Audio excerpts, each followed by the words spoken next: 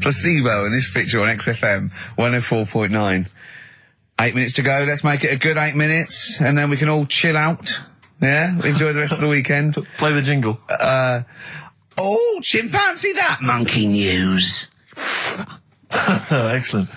A particularly aggressive jingle this week. Wow. Yeah, looking forward to this monkey news. Carl. Right. Come on. So, what's her name? What? We've done. Sorry, what? Brilliant. We've done a lot of monkeys who got involved in crime and stuff. Yeah. Right. We had the one on the train station, nicking a bag. Yeah. We had the one who went into a bank. Who cares? Went into a bank and walked out with the money and stuff. Yes. Right. Didn't happen either. Next. But the thing is, you never sort of found out what happened to them. If they sort of got worse, got more involved into crime this and monkey stuff. news update. That would be amazing. Brilliant. What they found out in India is, Yeah. it's got a prison. It's just for monkeys. You mean wild animals? You mean a zoo? Yeah, a zoo or a kennel or something where it's been gone mental or something. No, it's a prison. Yeah, prison. Does it have fraud cases? It's got. It's mainly sort of animals that are attacked things. Mainly violence, I bet. That's my that and theft. Say it again. Stuff. Theft. Say it again. Theft. Say it again. Robbing. No, let's go back to that word. We're going to keep doing it. We've got 6 minutes. You're going to say the word right before you go to Hastings. Well, do you say it? No, because then you know how to say it. Well, all right, Robin. Caught Robin. Say it again, though. So Who's anyway. Robin? Who's Robin? So they've got this prison. Right? This is extraordinary. Say it again. No, you're not going to say it? Oh, go on then. So they got a prison for them, right? And there's 11 of them in there, 11 monkeys. Right. That are in there for life. Because that's... I think there's one just got out on parole, right? No time off for But good there's 11... I'll give you the bit of paper because I thought this was... Weird. You thought it was a bit weird. Now, Carl, what are they in there for then? Because, I mean, they're in there for life, so I'm assuming it's murder, is it? Premeditated murder? They're not crime bosses, are they? They're not... Are they prostitution and gambling? Are you sure they're not just the pawns and the head sort of like orangutans up a tree going, remember, you don't know me. You're on your own. If I go down, you're all coming with me. You take some of your gorillas down there and sort him out. Oh, the great banana robbery. I wondered if they'd get them. Right, go on then. Okay, let me see. Now, I don't know what source this is, as ever. Is it the back of a fag packet found in a toilet? Well, no, I mean, someone's clearly... If this is nonsense, then someone's clearly gone to a lot of effort, because it does open with the headline, Parole Unlikely for Inmates of Monkey Prison. Yeah! Officials say 11 inmates at India's only monkey jail. Officials? Now, what kind of people work at a monkey jail? Where do you work? It says officials say 11 inmates at India's only monkey jail are unlikely to ever be released.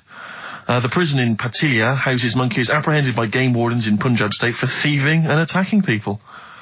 The Daily Telegraph reports how the monkeys at the prison in Montebello snarl and glare at visitors from their heavily barred cages. 2 monkeys were released a year ago after exhibiting good behaviour for 18 months in the jail. They have remained out of trouble. Prison can work, that's good. So all 11 monkeys... They were aggressive wild animals that were taken away from the public for their own good. Robin and that. Wildlife officials believe part of the problem has been caused by thieves training monkeys to help them. Lorry drivers training monkeys as guards for vehicles, and itinerant entertainers using ill-treated monkeys as part of their act. It's the monkey that takes the rap. It's a shame, that, isn't it? That is awful. They didn't know what they were doing, did they? Oh, so there you go. What do you think of that, though, Karl? What would you if you could visit them, like Lord Longford or something? What would you say to them? You go there and you get a visit a week or something. You know. So can you get us a video? Alright. Do they get conjugal rights? Do you reckon? You wouldn't be interested in that, though, would you? They get what? Would you be happy to give them their conjugal rights? Yeah, would you? Fair enough. Alright. Off to Hastings. Off you go. Oh, chimpanzee that monkey news. Right, this one's about a It's been emailed into me. Right. I haven't really had time to check it out this week. No, you're joking. Been busy. Ooh, I hope it's not stupid. Goes back to 1908, and the person's saying it's a good story and that, and they're surprised they haven't picked up on it yet, right? The Olympics, right? In 1908 in London. Apparently it was meant to happen in Italy, but it was cancelled. Don't know why, right? And it happened in London. Anyway, 400 metres. Right, it was meant to...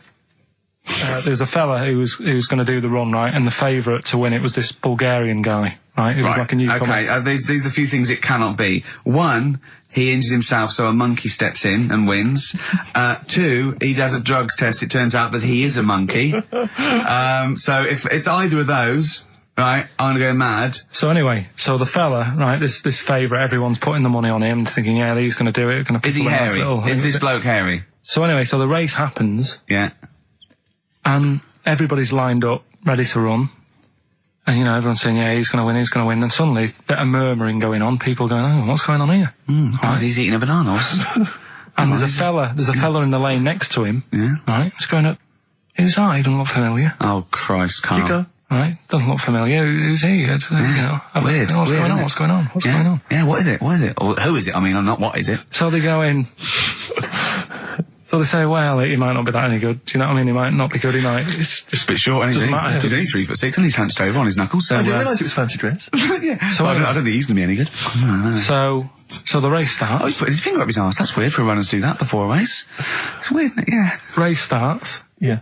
The fella that no one recognises wins it. People go, what's gone on here? Yeah, sure. Do you know what I mean? We had our money on the favourite. What's gone on? Who is this guy? Yeah. Anyway, he stood up there, right? He's looking well happy. Yeah. He's lifting the trophy and everything. Right. Long arms. That trophy's higher than... So anyway... He's only 3 foot, but the trophy's 9 foot in the air with those long arms. I'm suspicious. Go on. They had the picture in the paper the next day.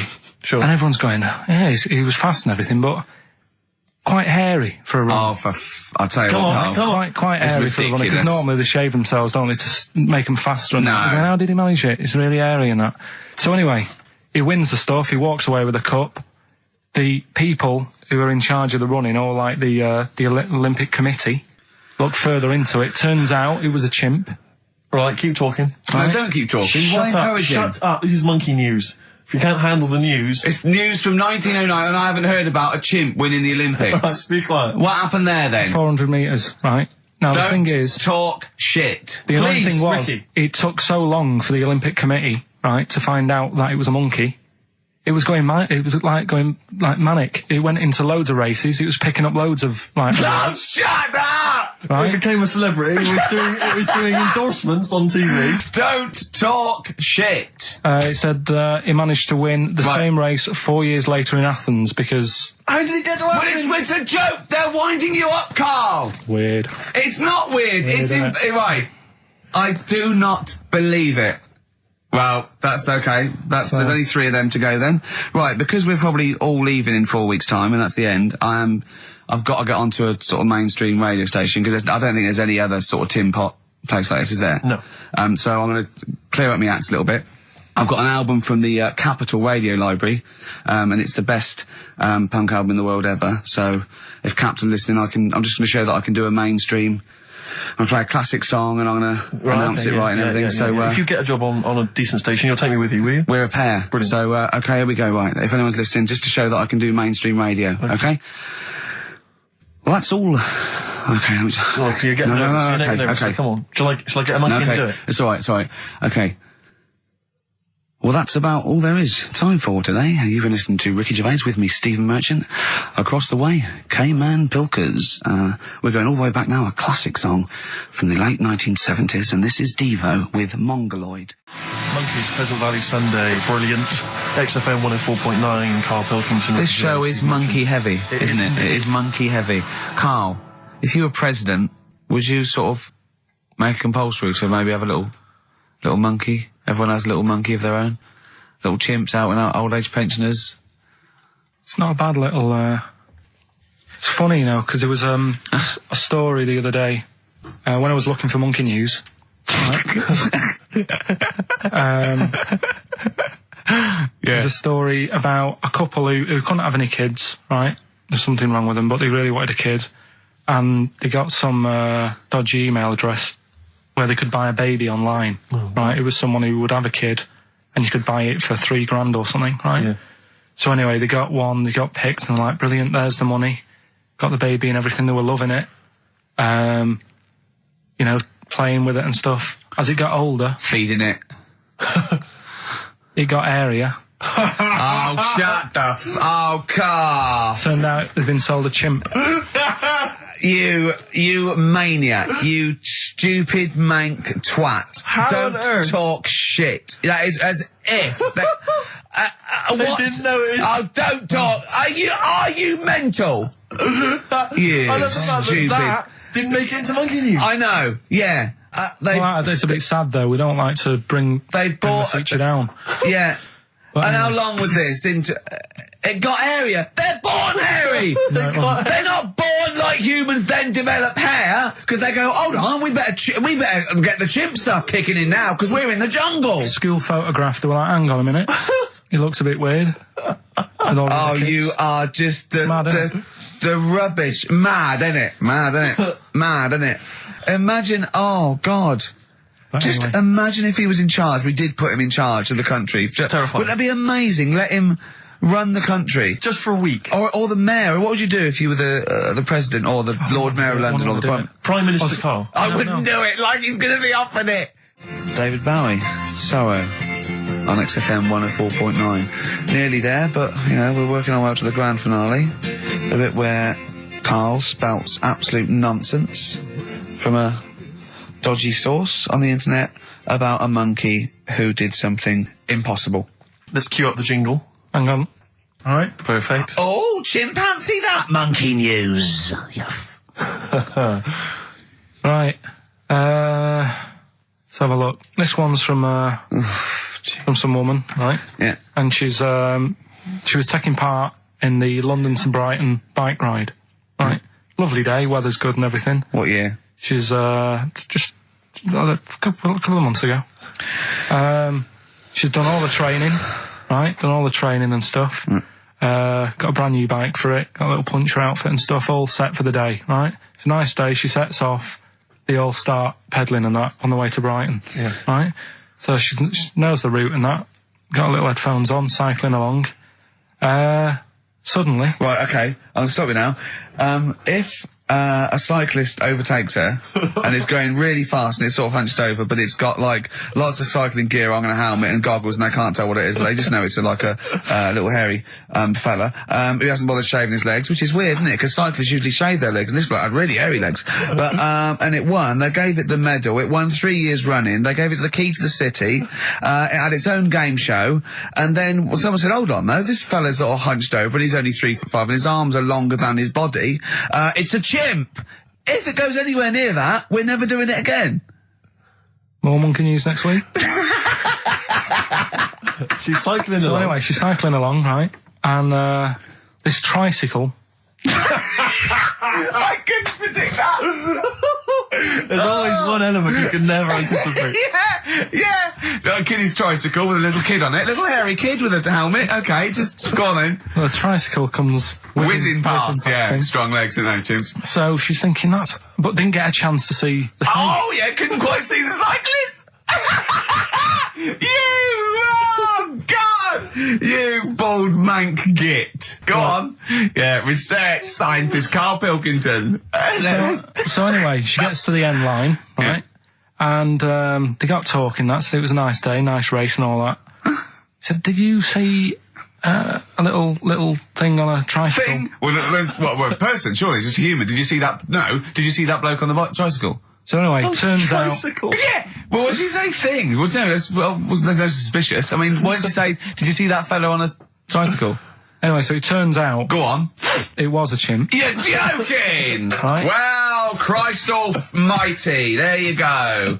Unbelievable, and it was a chimp all along. So anyway, right, so the woman's like... We're never doing this again. checking out the news, right? There's nothing on it. She checks out XFM Monkey News. Right, okay, I'll stop you there again. Right, if it turns out she does on the news, right, and the circus goes, we're looking for our chimp, it used to ride this tricycle, and it escaped with police chasing it. No. So she listened to XFM, see if I'd picked up on the story. Yeah, sure. I didn't have it and stuff.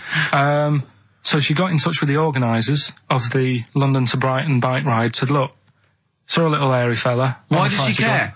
Because she wanted to know. She thought it was a bit odd.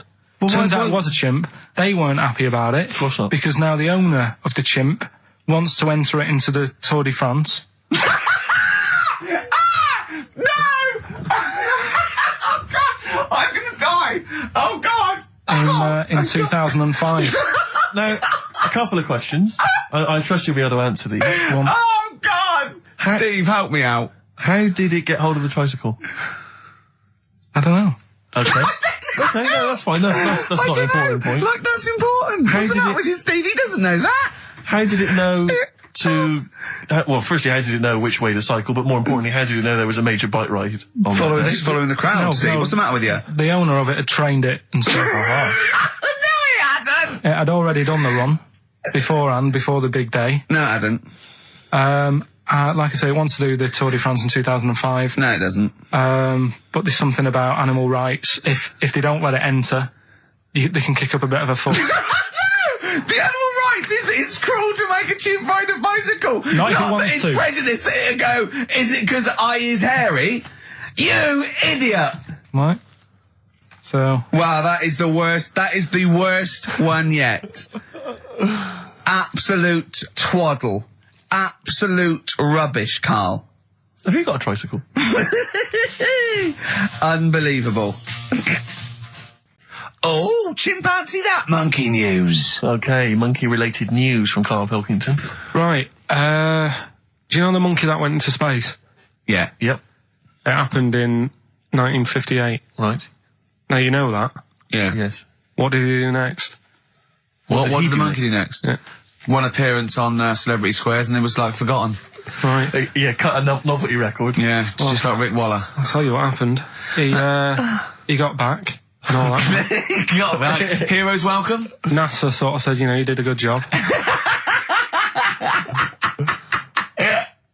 And that's where a lot of people think, you know, it all ended. Sure. Yeah. But NASA were like, well, hang on a minute.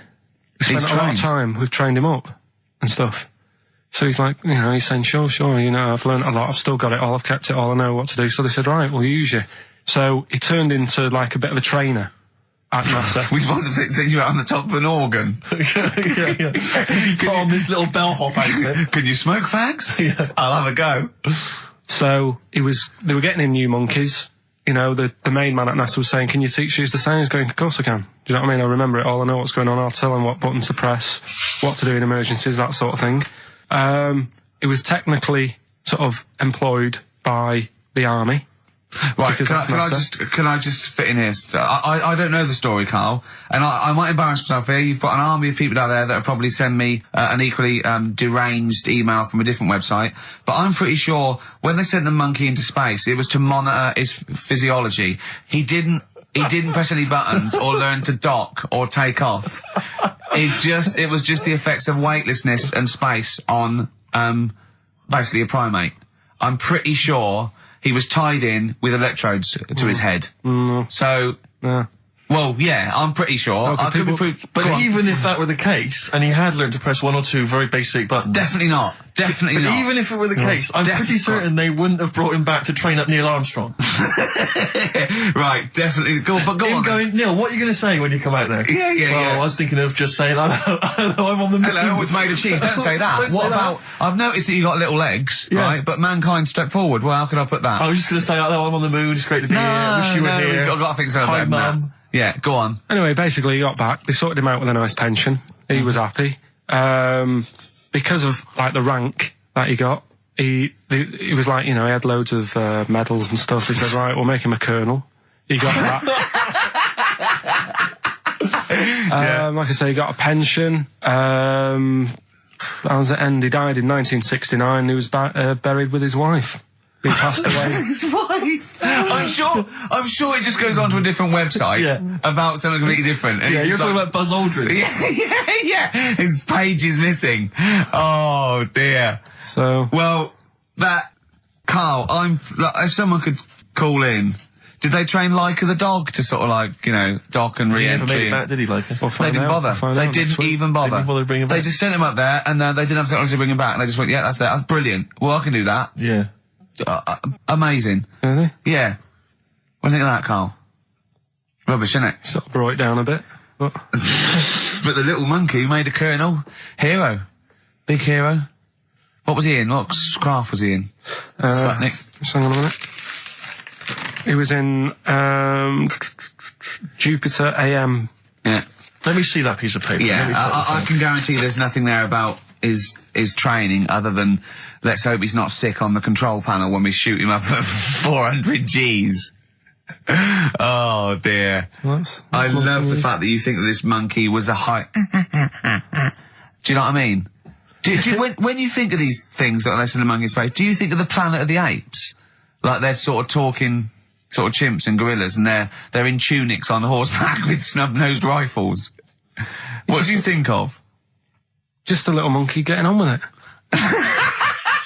He knows his job, he knows what he's got to do, he gets on with it. Look, he's pressed the button. Watch him press the button. This takes me back. Do you remember 1965, I think it was? We're going to use him to train other DJs. That's it then. Goodbye. Thanks. Cheers. Cheers. Got to hide your love away. According to the Beatles on XFM 104.9. I'm Ricky Gervais with me, Steve Merchant. Right, Karl, come on. where monkey were we? news. Where Everyone's we? composed. The jingle, please. Oh, chimpanzee that monkey news. Excellent. Okay. Right, where were we? We would just start again. There's some people making a documentary. For what? Okay. Making a documentary in the jungle and that. Right. Stumble across a little gang. Okay, come on. All right. A little gang of monkeys. Yeah. Oh, come on. So the camera crew are there filming it. Yes. Everything's going normal. It's all fine. Nothing odd about it. Okay. They're not running a restaurant, they've not got any barbershops, nothing. No. Just regular monkeys going about their business, yeah. So anyway, what normally happens is the monkeys sleep with the partner. They already do what? They don't sort of sleep around and that. Once they find the girlfriend or the boyfriend or whatever, Yeah. they stick with them, right? Okay. But anyway, they were watching this one, right? And it's going around a bit, sleeping around, Oi. and it was getting fatter. They thought this is a bit odd, Yeah. right? So followed it round and see it having it away. Turns out, little prostitute.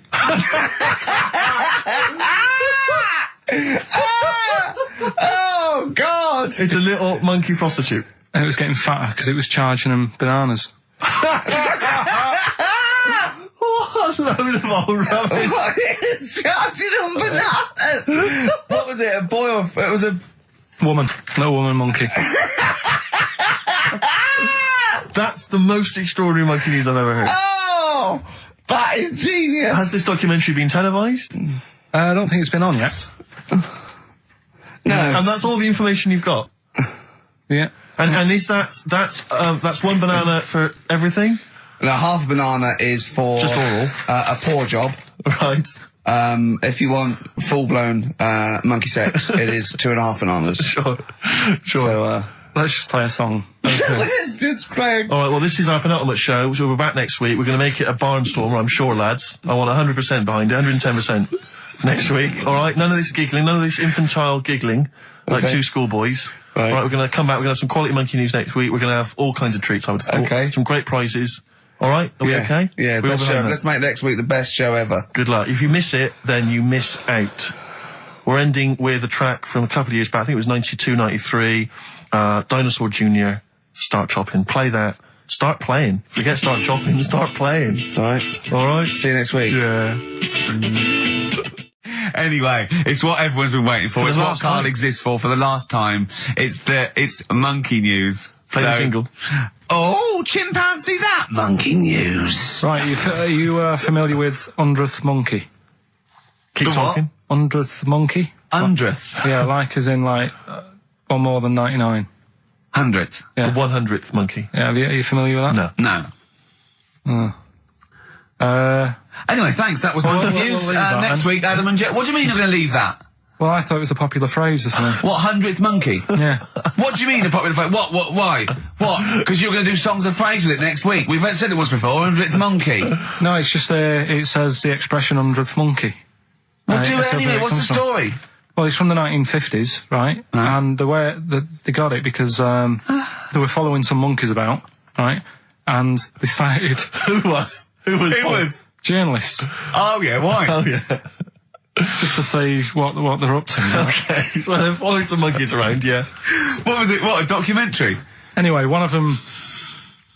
Come on! One of them washed some potatoes. Right, okay. Right, let's leave that, right? Let's leave that one. Come on! A monkey washing potatoes? Can we leave that one? No, you cannot. You've got to do it now. They're following what is it? Sort of like a family. Is it a family of monkeys or it was just one chimp and it was washing a potato and they thought, that's a bit odd, right? Yeah. And then it turns out that ended up teaching another monkey how to wash a potato. No, they do it. They go down and wash them in the sea because they like the taste of salt. And the weird thing is though, when it got to the 100th monkey, right? Even though it hadn't been taught how to wash a potato, it automatically knew. It knew what to do. What do you mean? What do you mean? It was in them. It was in them that they knew that when they get a potato, they had to wash it. That isn't the monkey news. I'm just saying that's where the expression comes from. But you haven't even heard of that. So well, there's a couple of things there that it could be another upshot, and you know, an instinct is part of your genetics as anything else. Washing a potato. But you can't pass on acquired characteristics. So that's nonsense. If you mean that. Someone was taught they had a child and it knew it. There's no chemical memory as such. So that wasn't even monkey news. What else you got? Monkey news. Yeah. Right, let's do monkey news. You want to do it now? Yeah. Oh, we might as well have some monkey news. Let's have some monkey news. Do some monkey news. You made enough noise there, Rick? You want to? Sorry, but sometimes I like to move around, lounge and that, and at the mic. Sure. You know what I mean? Yeah. Well, let's have the jingle. We've not heard it for a while. Oh, chimpanzee that monkey news, Right.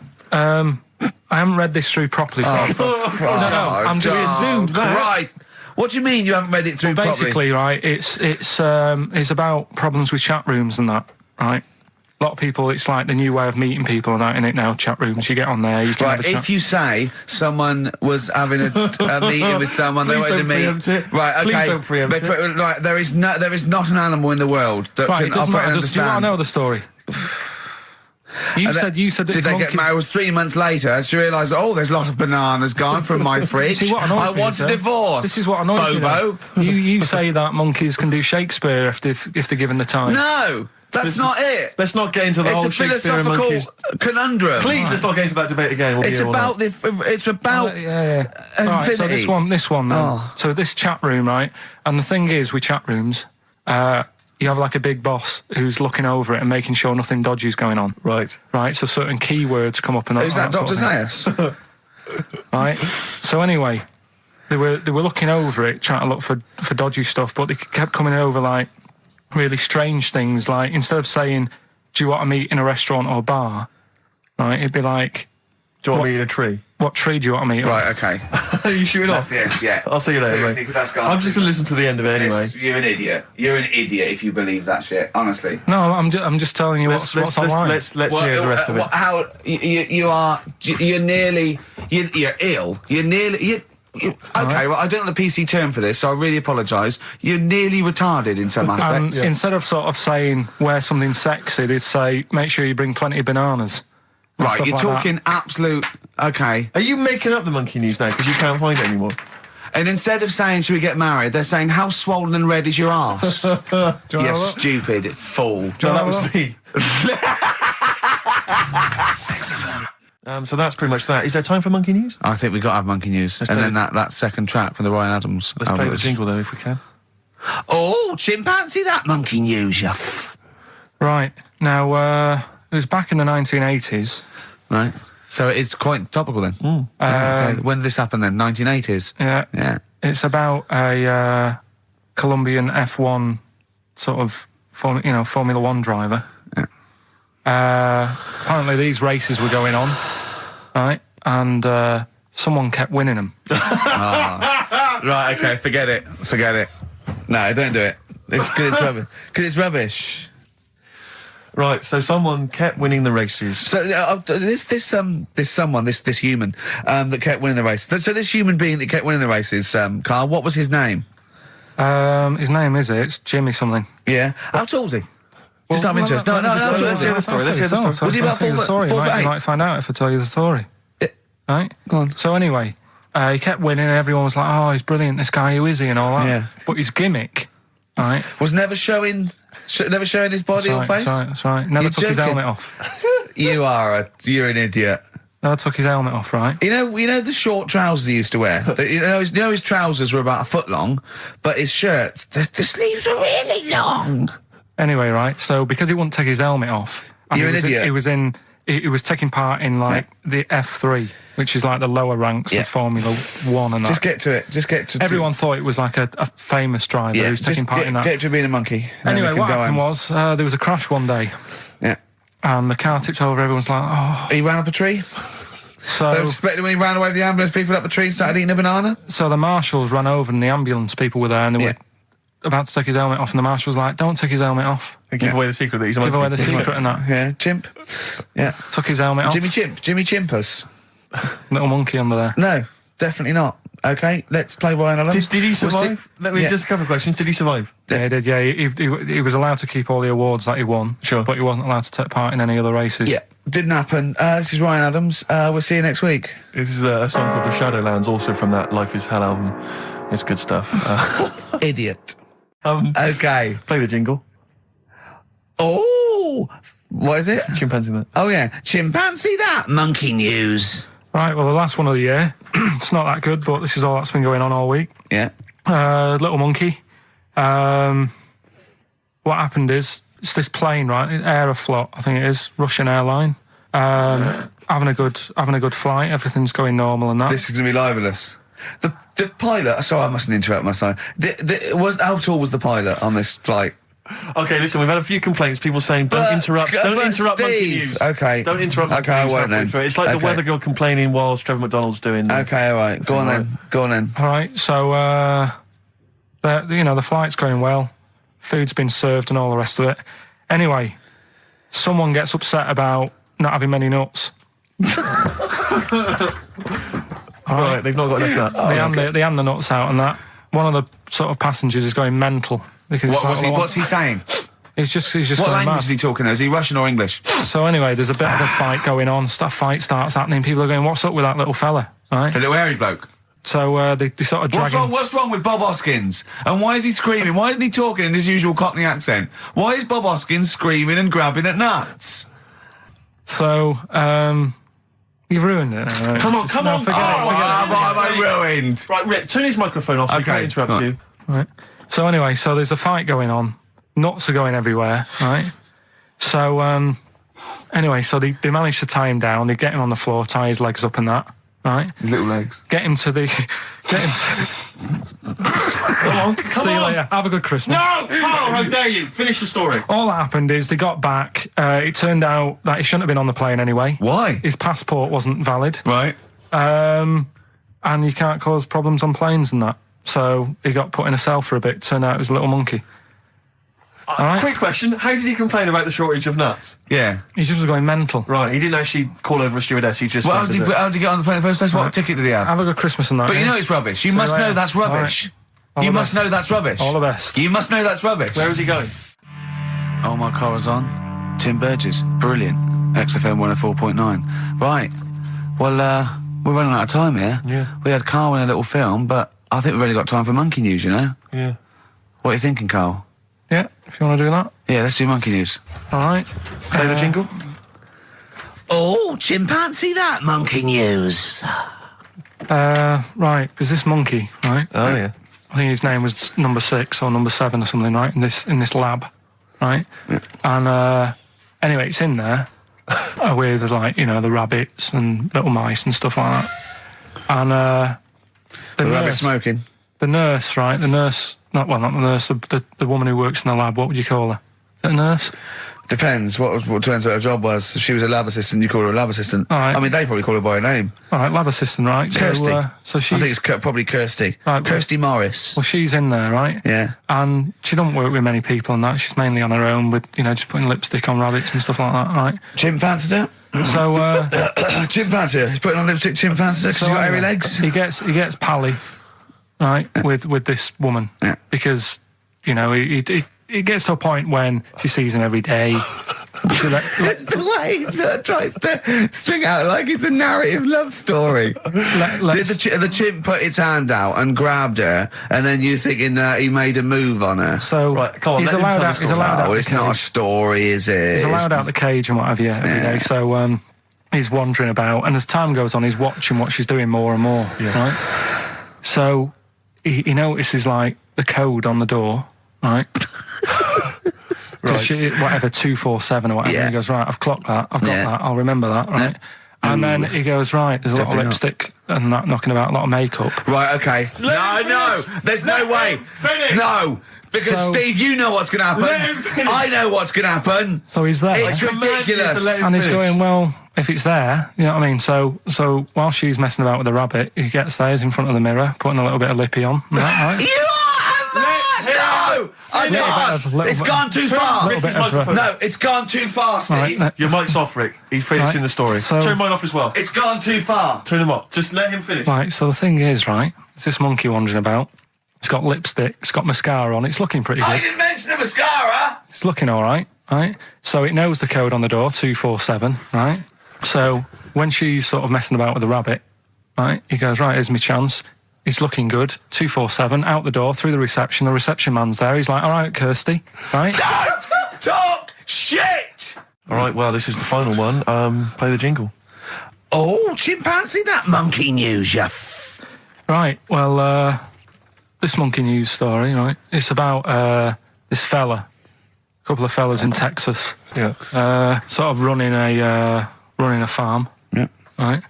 Just gonna say, they definitely fellas. Well, how tall are they? Can we just let him okay, they are human beings. These two are human beings. Time's against us. They're running this farm and that. And anyway, so they're outside getting the cattle. And he turns round, right? It's just that cow's... Couple of monkeys walking about. So he goes, what's going on, right? So anyway, so it's in Texas. They don't know what to do with the monkeys. There isn't a zoo. It's fairly barren there, isn't it? You know what I mean? Not much going about. So the other fella who runs the farm with him said, look, we need a bit of an hand. Right? So said, let's teach them some stuff. And the monkeys were happy with that because they were lost anyway, right? So they had a do. They were bumming around. They were looking for work. They'd hired a motorhome. They'd gone out of their way. Maybe it's like the Hulk. They're like Bruce Banner wandering around going, I need some work. You won't get angry, will you? So anyway, right? So they taught these monkeys how to ride a horse, right? So they've both got Sorry, you're sure Charlton Heston's not going to pop up? You're sure you weren't watching a video last night and thought it was a documentary? They've both got a horse each, right? They've been given like a little lasso and all that business. Don't talk shit, Karl. So anyway, it's going well, and it carried on for about 2 years, this, right? It's like, rounding up the cattle every night and all that. Yeah. So, the two fellas are chatting, going, it's worked out well, hasn't it? Right, if there's a hostile takeover and they sort of like buy up 51% of the shares or something. So they said, for this to continue, the monkeys are getting old a bit now. We need a little woman monkey in here to sort of get some kids going for like the future farm people. Forward planning, yeah. So they get a little woman monkey. They decided to only hire monkeys from now. Why not? It's working. Why mess with something when it's not broke, right? So they get the little woman monkey in. They have kids and all that business, right? But the problem was, right, when they first got the woman monkey in, it was like, well, which one's going to have the woman? Right? So they started sort of fighting a bit and what have you. But because they'd seen the owners of the farm with like guns and stuff. Don't tell me the baby monkeys didn't want to go into the family business, went off to be a lawyer. They had a bit of a shoot-off. Shut up! They got two monkeys, right? And because they'd seen the owners with guns and what have you. No, that sounds so they had a bit of a shoot-off. Yeah. That's how they sorted it out. And who won? I think it was George. The one called George. Right. So I think they had 17 kids. The farm's still running. So that's like the last little monkey news there. Good little happy ending to that one. If you were to rub your nipple against his lips while I held him down. Right, come off it now. Come on. No, I'm not doing it. Bruce Springsteen, Thunder Road, last track on XFM's with you, Steve. You can check this all out on the webcam. Oh no. I've got my fingers. Get his arm out of the way. Get the arm out of the way. This happened on Scum. Oh, chimpanzee that monkey news. Right then. So there's this monkey, right? Right.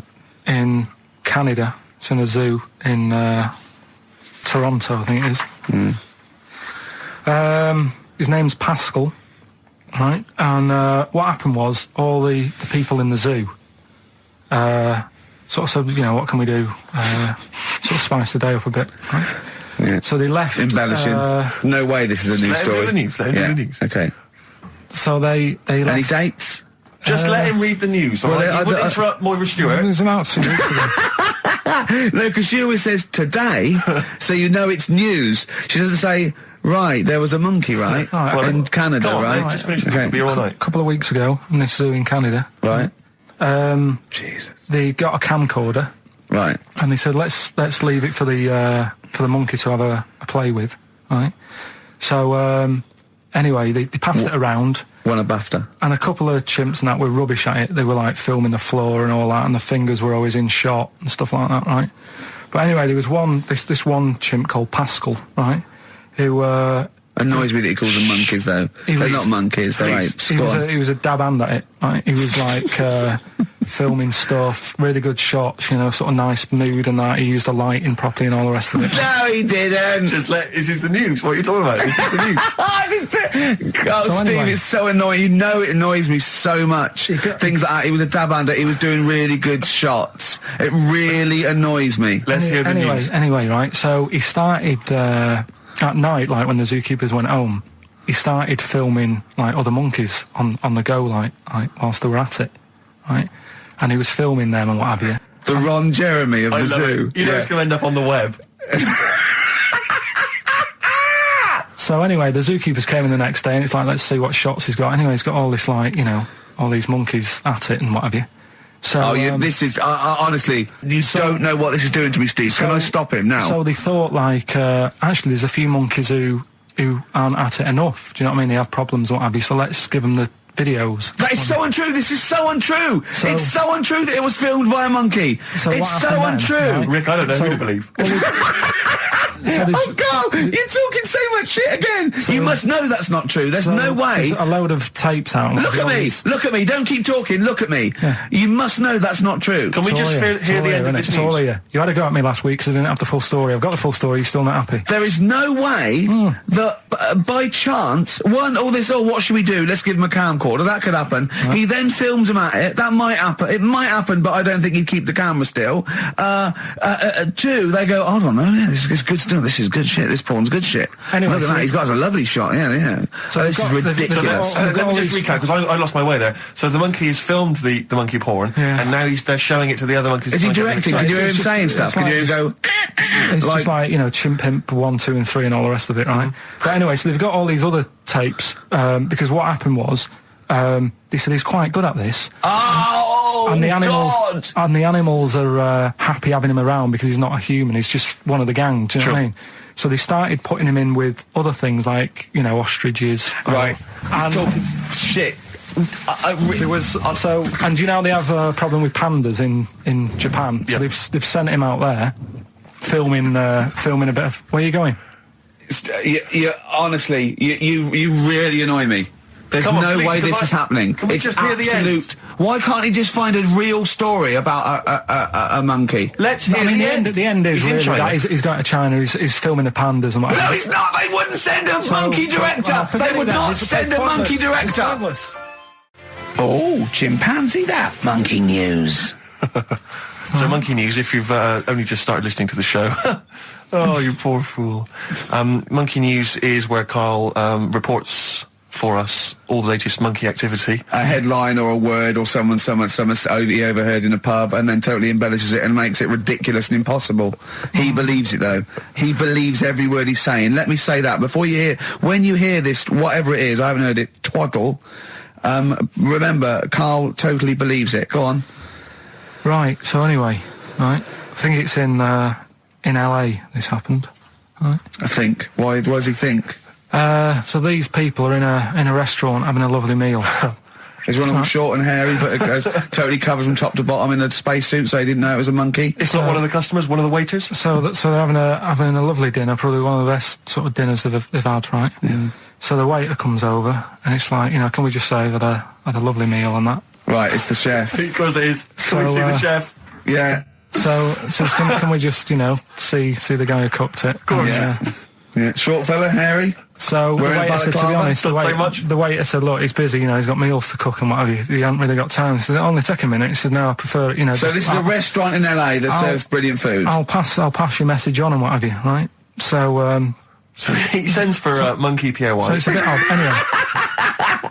So they go out. Right? They go out to the car and they notice the kitchen door's open. Yeah, right? yeah, of course they do, because they're going to discover something that I don't know. So they're going to just out of interest, where did this chef train before we see him or reveal, what he might look like or like to eat? So anyway, so they pop their head in and think, we'll just nip in and go, love fruit salad or whatever. Yeah. So they stick their head in. We better see the human chef. You never guess what? Go on. Monkey stood on a chair, right, cooking veg. Right, so anyway, they're like, what's going on here? What do you mean? What do you mean he's cooking veg? What is he doing with it? Well, he's stood on a chair by the cooker and he's chopping stuff. Oh, he's chopping as well now. He's just relishing it. Yeah. It's got a little, he's got the bosses in there. They're like a bit shocked, so he's a bit panicking because he's got this monkey working for him. So they say to him, "What's going on here? We didn't know this is what's going on. Why have you got a monkey cooking stuff?" So he said, "Well, incidentally, a monkey, I should point out, who probably doesn't need instructions from its girlfriend." Oh, forget it. This better be a good monkey news, Karl. That's all I can say, because that was drivel. Amy Winehouse. Play the jingle. Oh, chimpanzee, that monkey news. Right. There's this monkey, right? Yeah. And it had been, do you hear about monkeys being badly treated and stuff like that? Yeah. So, anyway, it goes into this home. It's 14, this monkey. It's called, Matty, right? Goes into this home where it's looked after. What do you mean, home? Just like, just a little monkey home, right? Okay, so zoo. Yeah, kind of, yeah, but they haven't got any other monkeys there, right? What have they got there? They've got just other animals and that, but not that many monkeys. But anyway, because he's there on his own, again, When you say monkey, do you mean a chimpanzee, by the way? Because you usually do. Yeah. I can't believe that journalist thought this was scripted. Amazing. So anyway, yeah. So it gets sort of pally with the people working there and that, and it's smoking fags. It's having a drink at night and all this, right? What do you mean it's having a drink at night? How? It's all here, Steve. I mean, we haven't really got time, but well, don't say it's all here like it's proof. You've got another stupid story that someone has put onto the internet. Someone sitting at home in their bedroom has put onto the internet. So it's having a fag. It's drinking a lovely glass of Bang Rock Station. Yeah, the wine that's perfect for a barbecue. Yeah. Anyway, it's loving life. It's forgetting about its past and everything, right? When this other monkey comes along. Oh no. Trouble's brewing. Go on. Right? That comes in, something's said. Right, forget it then. Forget it. No, forget it. XFM. 104.9 XFM. You alright? This is Karl, producer of Ricky Gervais and Steve Merchant. They're not about today. Ricky's on holiday. Steve couldn't be bothered. So I'm left here with all the DATs. That's a digital audio tape of all the shows they've done since they've been here over the last, I don't know, year and a half or something. So we'll play you some of the best bits. Alright, so here's the first bit. Listen, still to come, right? We've got the monkeys thing. Oh, chimpanzee that. And when I was out last Sunday, right, at Johnny's birthday party, yeah, Steve was there. Yeah. Got talking about stuff. And a debate that we didn't really finish cropped up. It blew your mind, didn't it? Amazing. Oh, I know about this. Steve told me. This is the infinite amount of monkeys. Or a monkey with a typewriter and an infinite amount of time would eventually come up with the works of Shakespeare. Yeah. There was no debate. It's a philosophical, mathematical problem. There's no debate. It's true. It wouldn't happen. No, listen, Karl, listen. Infinity sorts it all out for you, right? An infinite amount of monkeys at a typewriter, right? they do everything. They type everything. Infinity just sorts it all out for you. There's no getting to it and they're going, oh, well, let's have a look what they've done. This one's come close. Did Romeo and Juliet. It would do it all. It would type everything ever possible, conceivable. Yeah, but... It's a mathematical... Well, infinity we've heard your side of the argument, Rick. And I'll be honest with you, it's a persuasive one. But let's hear Karl, because he heard about this in a pub last week. Yeah, so what's your problem? What's your problem with it? What's your problem with it? Well, first of all, right, you're saying it's a load of monkeys. It's not just one monkey. It depends. That can live forever. No, wait. It's either a chimpanzee with a typewriter with an infinite amount of time. He would eventually, by definition, mathematically, type everything ever possible. Okay, or it's an infinite amount of chimps with typewriters, and one of them will type it first time. But already, that's not right. You either need to have What do you mean? monkey. What? You mean employment laws? What do you mean it's not right? Let's hear him out, please. Okay. If it's one monkey Yeah. with a typewriter that's got loads of ink in it and that, right, at least it knows what it's done in the past. It's not... Keep going. Cry. If you've got a load of monkeys, it's like if you have too many, what's that saying about too many chefs? Too many chimps spoil the soup. Right, well, it's the same thing. It's like, well, I didn't tell you to put salt in it. I was going to put salt in it, and it messes it up. Whereas if it's just one, they know what's gone on. So what I'm saying is... just leave him go. I can't be bothered. I want to hear the rest. This blows my mind. He doesn't know what this does to me. It's a mathematical problem. I want to hear the rest. Well, it's just I just don't think it will happen. What do you mean you don't think it'll happen? Infinity works it out for you, by definition. Well, what's stopping them typing the same thing again? They would. In fact, the problem should be, if you had an infinite amount of time, that it would type... It works for Shakespeare an infinite amount of times and everything else an infinite amount of times. But, you know, that's not as... But not Shakespeare. Oh! Shut up! You idiot! Rick, do you know what he said to me? I said to him, I explained it to him. I said, God. You've got an infinite number of monkeys, infinite number of typewriters. They will type the complete works of Shakespeare. He said, have they read Shakespeare? You're an idiot! Play a record. said, no, I'm not having this conversation. Not doing it from I'm not having it because it really, really winds me up. But you're saying they'll do it with no spelling errors. Well, they do it an infinite amount of times. And they do it wrong an infinite amount of times. And they spell the last full stop wrong an infinite amount of times. And they get one thing wrong in Hamlet wrong an infinite amount of times. They do everything an infinite amount of times. But are they going off a story that they've... Play a record, Karl, because I'm going to knock you out. I'm just saying... Shut up! Do they know the story? Oh, They're monkeys! Oh, Christ. No, right, okay. Right. The Cure, obviously, Yeah. love song. Right, Karl's been taking phone calls for these clues. Right, and so everyone's been saying the same thing for the last one. He's been going, no, and I'm worried, I'm always worried. FD, I just overheard him on a call there going, oh, what have I been saying? Oh, no, it's FP. Dickhead. Right, give me the clues out. It's a rollover. Right, tell people we're really sorry to anyone who would have got that right. Okay, right, do the clues quickly. Tell them it'll be a rollover, so we have to do 3 new ones. Do you not write these down, You're such a... I don't write the answers down in case Ricky looks over the thing and sees the answer. Why would I cheat? I'd rather you do something right with your life. Right, well, the clues were I've got 3 other jumpers like this one. Yeah. That was FT. Yeah. You got that. 4 tops. Yeah, that's all right. Good, well done. That bunch of people can't make up their minds if they want to sit in the sun or not. That was C. They were getting that. That was charlatans. Charlatan, right? A bunch of them charlatans, right? What? What's Charlie? No. It's like, shall I go out? Shall we? Charlatans. They got it, right? Where I went wrong with this one, the Jamaican fella, he had to have some aspirin. Why? It's my fault, you know, I'm not cutting, there's no point passing the book or anything. I said FD. A lot of people were saying, Fred Durst, like, forehead hurts, which is a good one. Yeah, which would have been as good as any of yours. But I made an error, so we'll roll it over. No. What is the answer? What is the answer? Over. Jamaican fella what? Add some aspirin, why do that? What's the thing? FP. FP, it was Frida Payne. Frida Payne. Frida Payne. Frida Payne. Frida Payne. That's awful. Karl, You've got to write these down next week. This is I'm right. sorry, You're the producer. I know, but I've had a busy week, haven't I? That's Doing not stuff an excuse. That isn't an excuse. Our excuse is we don't care. Yeah. You do put care. the work in and then make a mistake. Yeah. I mean, it's better not to try than try your hardest and be rubbish. Do you see what the point? We don't care.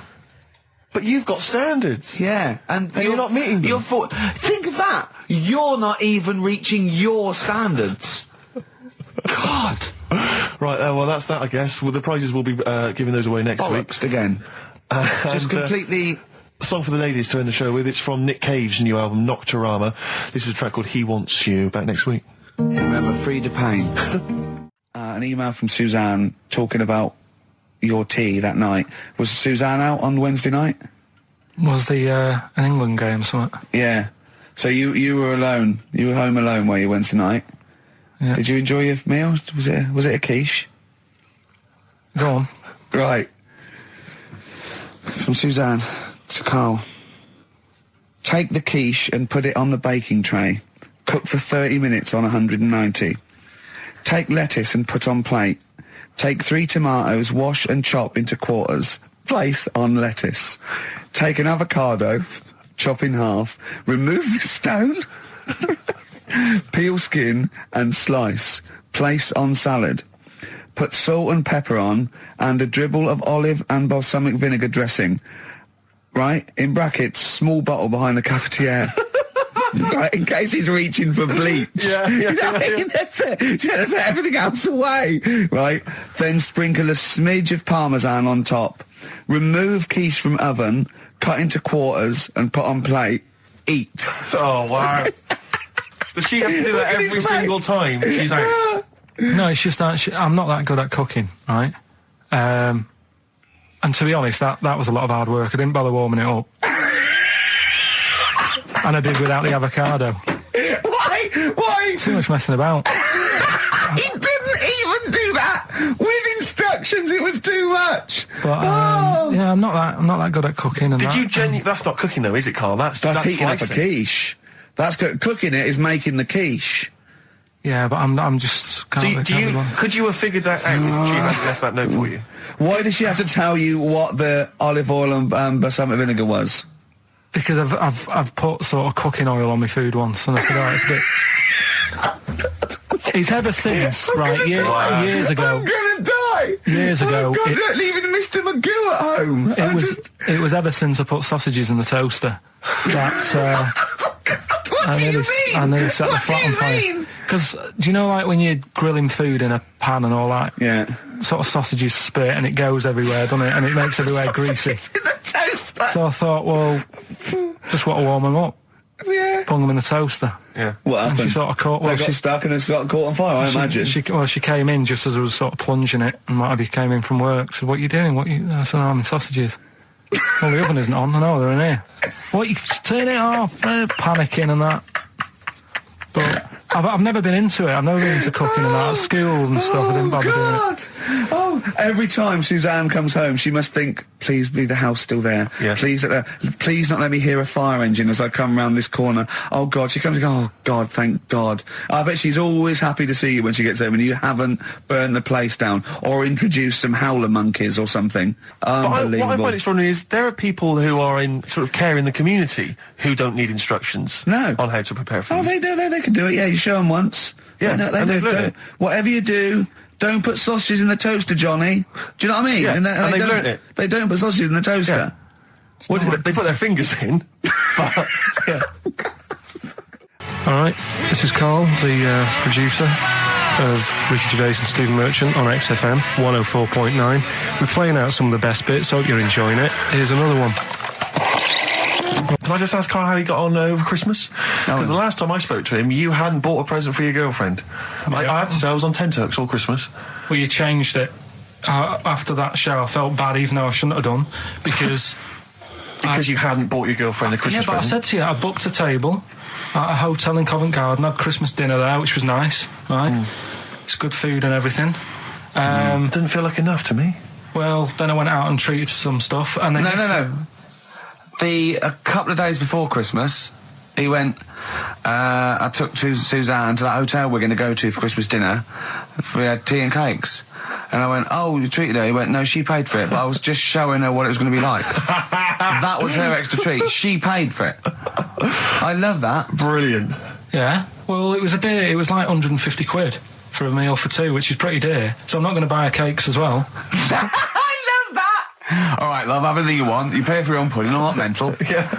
So you treated her to some other stuff? Yeah, some bits and bobs. What, so she chose them and you paid for them? What, the presents? Yeah. No, you chose them and she paid for them, but, you know, it's the thought that counts. I got them on the way home that Saturday. Well done. And what did you buy? Shops. Well, just some bits. It might be personal, Steve. Well, I don't care. Just some bits. Yeah, but bits and pieces. leave out the personal bits. What bits? Just little things. And then yesterday, right? A monkey wrench and a new washer for the shower. Yeah. Some recordable CDs that you need for your job. Oh, so, dear. now, when you gave those presents to her, did her face light up? Right. I don't want to tell you what they were, right? But she wasn't that impressed. You're going to tell us what they were now, tell us what they are. You even know what they are. She told you on Christmas Day. Hold on, wait a minute. But it doesn't matter what they are. It does matter what they are. It doesn't. It does, Karl. It's you, mate. Of course it doesn't matters. matter. Oh, God! Have you just remembered? Yeah! Right, but there's no need. I've got to tell him, Karl. I really want your permission because I don't want to be I know it's not, but we know it's not that embarrassing. It's really quite sweet. Yeah, but in a way, right, the way I look at it is, right, Christmas, even when I was a little kid, right, is not... Please let me tell him, Karl. Well, let me just tell you first, though. Let me tell you why I didn't go all out on the old present front. All right. Justify yourself. Right? First of all, I've covered it up since then anyway, right, with that present, because I bought her some shoes yesterday, and she did say, I'll give you the money for them, but when I get home, I said, it's all right. I said, you can have them, right? So not only did I buy her some food on Christmas Day, I got her shoes. She's probably had a And they feel like a horse. Yeah. It's not like, yeah, there you go, there's your shoes, there's your food, right, bed down, see you later. Yeah, but what I'm saying is she's done... fed and clothed. Yeah, did you comb her hair? She's done well this year, right? So... The thing She's is, done well this year. It's like you're a single parent living on a council estate with a smack problem, and you still managed to buy some Lego. When I was a kid, right, it wasn't about what you got. I remember one year when I was about 8. Right, It's going to make me cry, isn't it? This? No, it's not. I'm just saying the way it is. Right, I woke up at about 4 in the morning. And I was like, oh, what forgot? And I couldn't sleep. I was that on edge. It's the excitement of Christmas, isn't it? It's like, oh, what's wrapped up? I need to know. Sure. And it's the fact that people are saying, no, you won't know until tomorrow. Yes. Sure. That annoys you and winds you up. Okay. So I got up at 4 in the morning, opened my presents, and then went, right, I know now, went back to bed, had a great sleep. Yes. Right? So it's nothing to do with the excitement of what you get. It's the excitement of not knowing what you've got.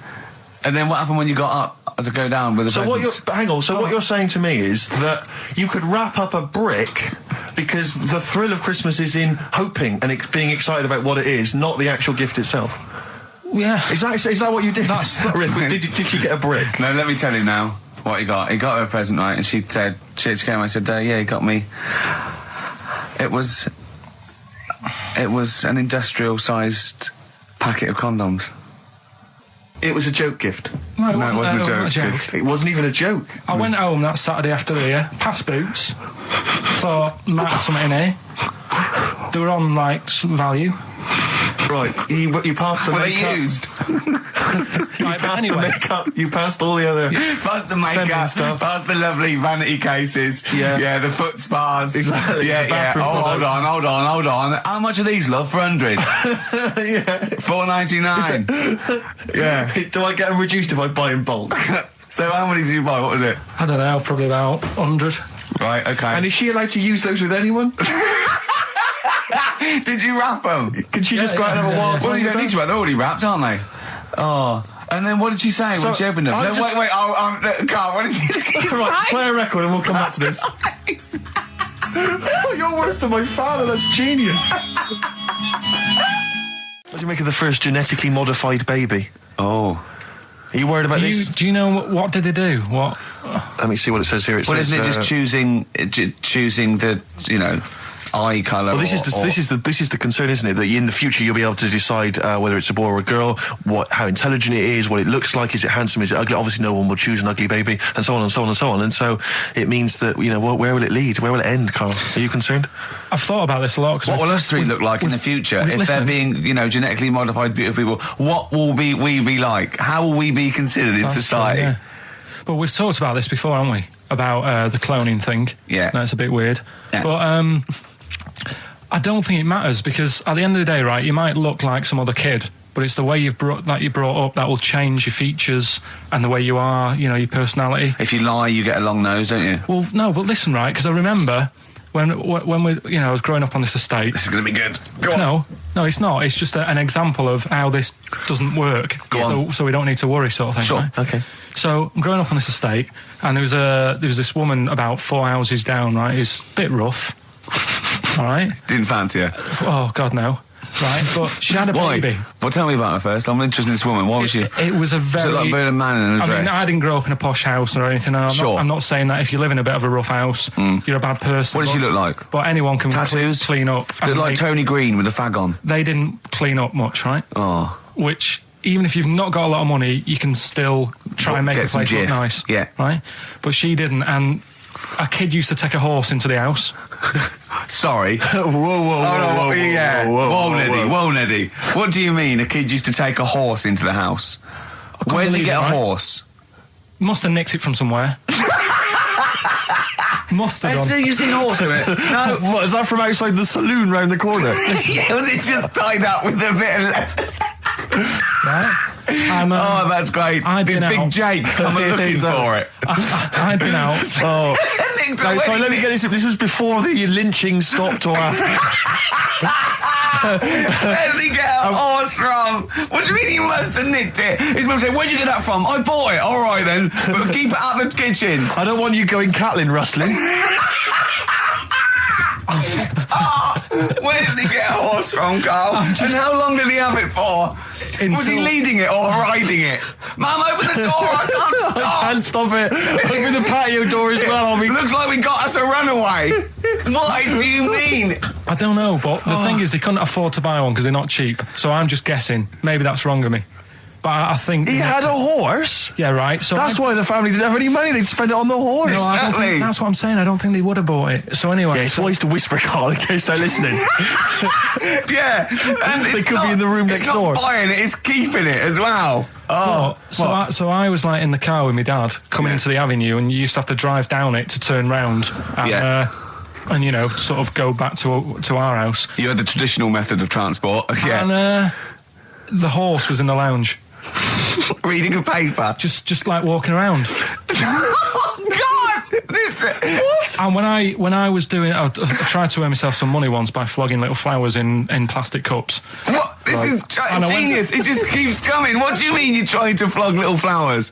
What do you mean? Wait. Let's play a record. Let's play a record and come back to this. Because it's always going to just unravel and unravel. It's going to go on for hours. Let's play a track, Karl. Deeper. It's like an onion, isn't it? We've created a whole world here where there's a man living with a horse. Just walking around the lounge. I come from the West Country. I've never heard anything like that. I just think of a big sort of like orange carpet and it's got a rediffusion telly and this horse going, I'm fed up in here. Exactly. This is really... I am not taking the rubbish out again. Yeah. Right, play a record. Let's have Velvet Underground. We've got that lined up. Oh, yeah, the classic from the first album. I'm Waiting for the Man. Let's come back to the horse in a second. Little flowers in pots. What do you mean? Probably you're thinking, Rick, isn't it time that we do our usual roundup of what's been happening in the news? Yeah. Which we always do every week. Yeah. We always do something, which is, I mean, basically, if you're listening and you're a new listener, say you work at a newspaper, we always try to be informative, just try and put stuff out there that just educates people, informs people. What are you thinking? Well, I said Monkey News is coming up, but what have you got? No, I was just looking on the net there and just found a couple of quite important news stories, probably worth mentioning. Policeman caught photographing. I don't know why it makes me laugh. It's just the phrasing, I suppose. It's the headline. Policeman caught photographing up woman's skirt. No, he wasn't up there taking a picture of Big Ben. He wasn't going, can I just sit up here? I'm just going to take a picture of that seagull over there. No. He was facing the camera up a woman's skirt. He was indeed. Right. A policeman in Japan is facing disciplinary measures after he was caught photographing up a woman's skirt with a hidden camera while on duty. The 42-year-old sergeant, who's not been named, used a digital camera to secretly snap the shots when the woman was reporting a stolen bicycle. So it was actually... He was actually doing his proper job. He'd obviously thought to himself, I'll bring him a digital camera today. On the off chance a beautiful woman comes in to report a crime or robbery, I'll have it ready, I'll have it positioned, you know, in such a way. But this is interesting. This is how he got caught. Okay? The woman became suspicious after she saw a flash go off. Brilliant. I mean, this... Not so secret at all. Sorry, did I just see your shoe? Your shoe just seemed to just spring into life there. It was light. There was light. Yeah, I think I've had someone set fire to some magnesium that was on the end of it. It won't happen again. Well, it's only you and I in here, and your shoe was... It just suddenly lit. Why are you standing like that? Why is your shoe just sort of like between my feet? There's no reason. This is how I always stand. What did the bike look like? Flash? So, are you taking pictures of my family? No. And no, I'm not. And you should be wearing knickers anyway. Well, how do you know that? What? How did you know I'm not... How did I know what? I'm not wearing any... I didn't know you. I don't know what you've got up there. Well... I don't know what it looks like, and there's no way I could. Of course, it would be roughly that conversation in Japanese. I know, yeah. All right, XFM 104.9, Ricky Gervais, Steve Merchant, Karl Pilkington, not here. It's the best of. You've been voting in all week, sending your emails. So here's the clips that you wanted. So then I was thinking, imagine like going to the doctors and he's saying, yeah, everything's all right, your heart's good and everything, but... Your art's good? What, your Larry's, or...? Yeah, your heart, you're in good form and whatever, yeah. It's good news, you know, I had Giano in earlier, he's not looking good. Yeah. I had fat swaller. But you're all right, but your hands need to come off. Right. Blimey. But... That's bad, like, I get a second opinion initially. But I better good news, I've got a nice pair of feet I can sort you out with. Yeah. And he puts them on, and then I was thinking, right, first of all, washing up, what would that be like? But Steve! That'd be tricky. Yeah. And then the second thing was, it'd probably ruin the sort of the shape of your jumper. Because you have to keep putting the feet through there. Yeah. And then I thought, but I could still cycle in. Okay. To work. You could run in. Well, that's the thing. You'd be really fast. Well, that's what I was thinking. I thought I could still cycle because I could balance, and then I thought, but the only thing is I probably couldn't pull the brakes. Because of the little short things. Yeah. And then, like you, I thought, but then again, you're running in half the time. So that's what was going on in last night. Right. That's what I was thinking about. Sure. Did you How long did this take? Well, how long does it take to wash up? Right, because I imagine you just being there for, like, all night. Probably 25 minutes. How long did the little Chinese fella dance for in his pants? He's always doing it. Last night he was at it for, like, 10 minutes. Yeah. And his girlfriend never sits in the same room as him. She's always sat in the bedroom. She's going, you dance in pants again, I go in next door. Well, she was in the bedroom. She's always in the bedroom, sat on the floor, on the mobile phone. Right. All the time, yeah. It's weird how people's lives are just like, it is like that Groundhog Day thing. It's like, you know, he's jumping about in his underpants. The old woman's sat there reading a book. Yeah. And that's what got me thinking about my life. Do you think she ever goes... Are you sure she's not dead? Every time you look down there, she's just flicking through it. She's just reading this book. The pages never turn. She never seems to finish it. She never moves from her chair. Are you sure the Chinese girl's cats are dead around her? I'm going into next door again. That little round-headed fella's looking in. He's looking in at me. The bouncer goes, "Don't worry, love. I'll go and beat him up." But he's always getting ready. That's true. They see you staring at him, watching up, going, "I could have feet here," and they get scared. The old woman's dead. Oh, Karl, can you tell us roughly which neighbourhood you live in, so that we know? It's central. Central, is it? Yeah. Wow, imagine if that little... Was he a Chinese fella, did you say? Yeah. Imagine if he was listening now. I'd love him to call in and explain his actions. Well, he might be on some other radio station talking about a lad who's always washing up and looking at his hands in a mysterious way. But do we know this doctor that would go, "Well, all right, Karl, you can either leave them as stumps or I've got a little pair of feet." Why? I mean, I told Jane this, and Jane went, "Is that the only choice?" He could say, "Could I have some dead man's hands?" Have you got any? Where do you get the feet from? Can I have? What would you rather have then? Human feet or monkey paws? Well, I mean, that wasn't an option last night. If the doctors said... No, it wasn't an option last night, but don't forget, it's in your head, Karl. This didn't happen. I'm just saying, at the time, that's all the doctor had to offer. But, you know, it's your head. You can go anywhere. No, it wasn't a real doctor to offer. It's in your head. You can go anywhere. You're not trapped. Yeah, but if you can do anything, then you'd say, "We'll sort us out some other hands." Fair point. Let's play record. We gotta come back to this. Okay.